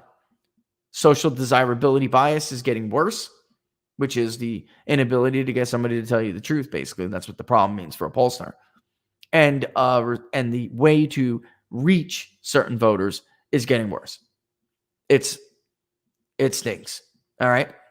And then also, I would say 2016, if you do the average of battleground states like we do, Donald Trump's actually doing about almost now 2 points better in the battleground states on average than he did against Hillary Clinton at this time. See, a lot of these media people, they want you to compare the polls going into an election versus the polls 3 months before. So it doesn't matter Matt Maris got it right closer to the election or something if they had like Hillary plus 20 in August. It still doesn't mean in August we could believe what they publish, that's an accurate representation. They are very good at obfuscating the timeline, right? Very good. But yeah, okay, hit it. Well, I just wanted, because you left earlier, Adam wanted you to elaborate on the Gardner and Colorado commentary. Oh, yeah. Began yesterday. So Republicans are getting more confident about Cory Gardner. I would not be there yet. I personally think that Cory Gardner is one of the most she says she just published Trump poll plus 10 and be done with it. You'll see the poll soon, guys. You'll see the poll soon. It'll be in the newspaper. You all know. All right. It's for them. All right. Anyway, Gardner is one of the most vulnerable incumbents. I absolutely, though, can see their argument. All right, just from talking with them. And I actually could see Cory Gardner outperforming Trump in Colorado. I can, and I'll tell you why. There are voters in Colorado that are new, sure, and they're going to be more Democrat, sure, I get that. But they still profile roughly the same as 2014. Yes, turnout was low, but it wasn't demographically unrepresentative of how a presidential election cycle looks. So if you were to model his electorate to a presidential electorate, he would not knock that much off his margin. He still would have defeated Mark Udall by maybe 0.2, 0.3 of a percentage point less. But we'll see. He's not out of the game. I don't, but he is. I thought if you would have asked me, 6-8 months ago, I'd have said Cory's done, right? Cory's finished. But there is something going on with Hispanics. The biggest answer to that earlier question, how are they different from 2016? Donald Trump's coalition in general, the Republican coalition, is not the same as the 2016 coalition. Donald Trump is remaking the Republican Party. Now, I don't know what that means for their short-term success. And we're going to find out. But for the long-term success of this party, it was the only way forward. You're not going to out-liberal or out-pander or out-racial identity the Democratic Party. All you can do is broaden your scope and broaden your appeal by appealing to groups of people that cross demographic borders and boundaries. Working class message was always going to attract more minorities. Why? Because there are minorities who work. And they make rational policy choices too. Alignments take time to happen. But I can see it. I already can see it. It is happening. It started in 2016 and that alignment worked its way out. There's been a further alignment since. All right. And that's going to be the story here. That will be the story. Win or lose for Donald Trump, win or lose for Joe Biden. That will be the story. And by the way, the Biden campaign is absolutely terrified that Donald Trump is going to outperform with black voters. And I've been saying this for a while. It's like, oh, that's full crap. The polls. Not every poll. All right. And Chuck Todd had a meltdown on MSNBC the other day. Poor guy had an angina attack because he talked to the Biden campaign. He accidentally told the truth on television. They are terrified. So they're going to try to offset those black men with white suburban women. All right. That's their plan. All right, next. Cheryl Bevington had a fantastic question. Internal poll methods are different than other polls. Like she doesn't quite understand. They spend more. All right. Don't always listen to them if they're published in the press or, leaked. It really does depend. You have to watch them because sometimes they'll leak them just for a narrative. All right. Sometimes the pollster just gave them the result for a narrative, which is why I don't like President Trump's pollster. All right. Or at least I don't think that he should be President Trump's pollster. I've seen him do it. I've been on the other side of races with him. And I don't like that crap. You poll for your client. You give them correct information. The reason why sometimes internals are actually better, unlike what the Slimer says, he doesn't know what he's talking about. He doesn't work in this industry. The campaigns, especially major campaigns, Senate campaigns, congressional campaigns that have raised enough money to do so, presidential campaigns, they spend more money because they're trying to be accurate. All right. They need to know where their problems are. All right. So it doesn't help to give your client BS. All right. You need to tell them where it can, this is a problem area for us. This is a strong area for us. I don't think I'm reaching enough people to know about this group of people. We need more money. I got to reach out to this one. The media is like, this is your budget. That's it. It's a status quo kind of boys club, girls club, boys club, really. Live caller only because they make a ton of money on it. Folks, it is roughly $20 for a single live caller interview on an average survey. And I mean, I'm just being, I'm what's it called? I'm rounding. So roughly $20 on average to get a single interview on a cell phone, on a mobile phone, on a live caller. All right. It is roughly $5 to conduct an IVR interview. And it can be roughly $5 to conduct an online interview. I mean, I'm rounding here. but it is 4 times the cost. It's a boys club. They're not doing it because it's more accurate. It's a boys club. And they just pretend that it's the most representative gold standard. It is not. And when you get to campaigns like Mr. Schmidt told the Clinton campaign in 2016, which was leaked, that is an old boys club. If you want to reach more people, you need large online samples. All right, which is what the voter analysis is. But they abandoned exit polls. I mean, they basically ripped our methodology off, which they trashed and called, fake and experimental and not the gold standard, not quality. Well, your exit poll sucked and you stole my methodology. All right. Anyway, last one. All right. We're going to end with Lisa. Lisa wants to know, what do you say if a voter place like hers in District 3 says, sorry, you'll have to fill out a provisional ballot? They did this to her last time when the machine spit out her ballot 3 times. That's a great question. Okay, listen. If you're there to vote in person and the machine is spitting out your ballot, you should not have to put a provisional ballot in. That's ridiculous. I would demand that the ballot be counted. I mean, that you get another machine or you get another ballot. I would demand it. I mean, I would never. If they make you fill out a provisional ballot, provisional ballots are only for Democrats to rob elections with 3 days later. I'm not kidding.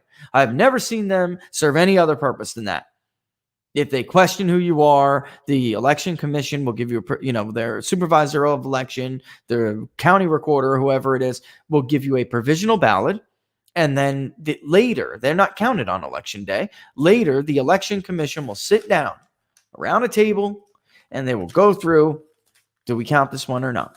Do we count this one or not? They used to take that job very seriously, but they don't anymore. And now it's just a way to lock the door and stuff ballot boxes because they won't verify it. And Lisa, they could just, she's a Republican, rip it right up.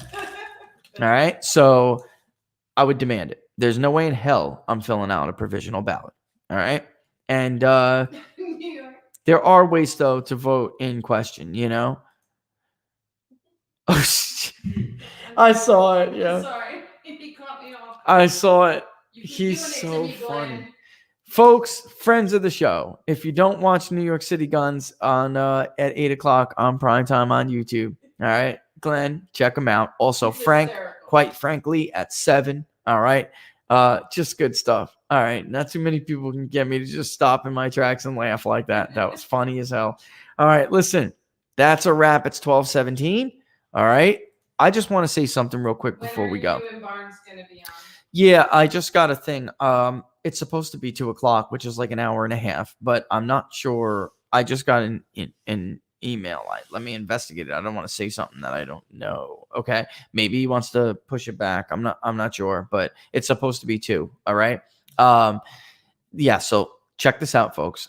Over the last week, really 2 weeks, I just want to say the growth is solid, and I have to just take a second to give appreciation for it, right?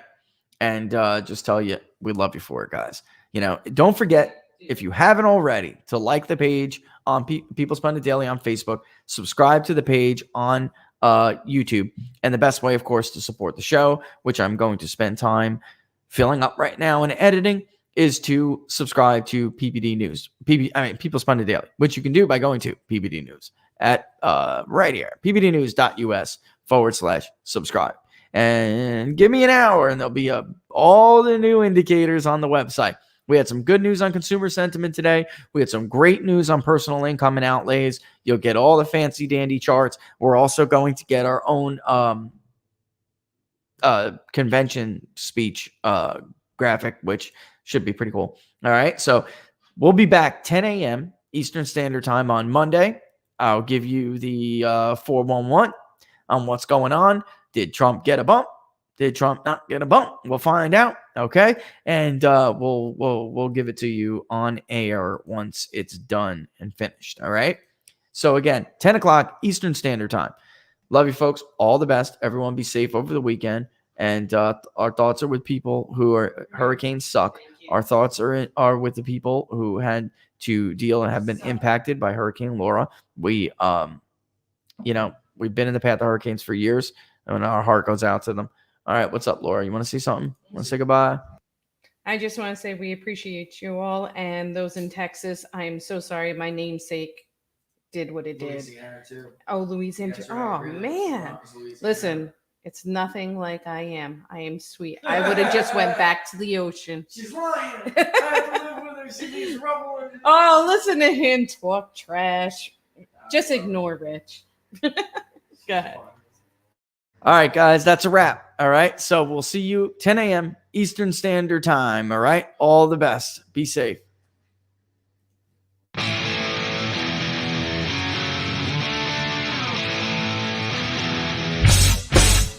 How much you wanna bet that I can get you back inside your head before the summer ends and spread a little love. Just for a little fun, I'll make you come back to me before the rise of every sun. Baby, it's meant to be. I know you got a man, but he don't understand. You're gonna be a heartbreaker. You're such a love taker. So just suck me in and you can toss me like a cigarette. 'Cause I just wanna be a bad habit, yeah.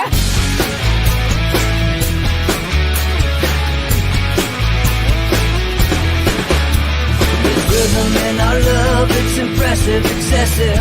You can't make this stuff up. My chest beats, it's restless, wakes the neighbors up above.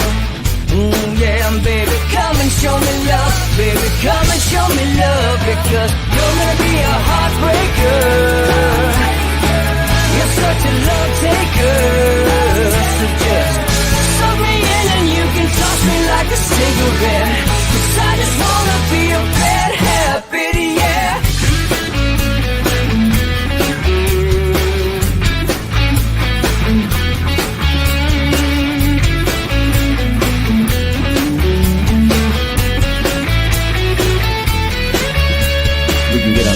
Take a one-way ride, steal us away to find a place we can hide. It wouldn't take much to spear for a knife, just to give in to the need and leave it all behind. 'Cause I know that you know that I know that you want me. You told me, now show me, come blow me away. 'Cause I know that you know that I know that you want me. You told me, now show me, come blow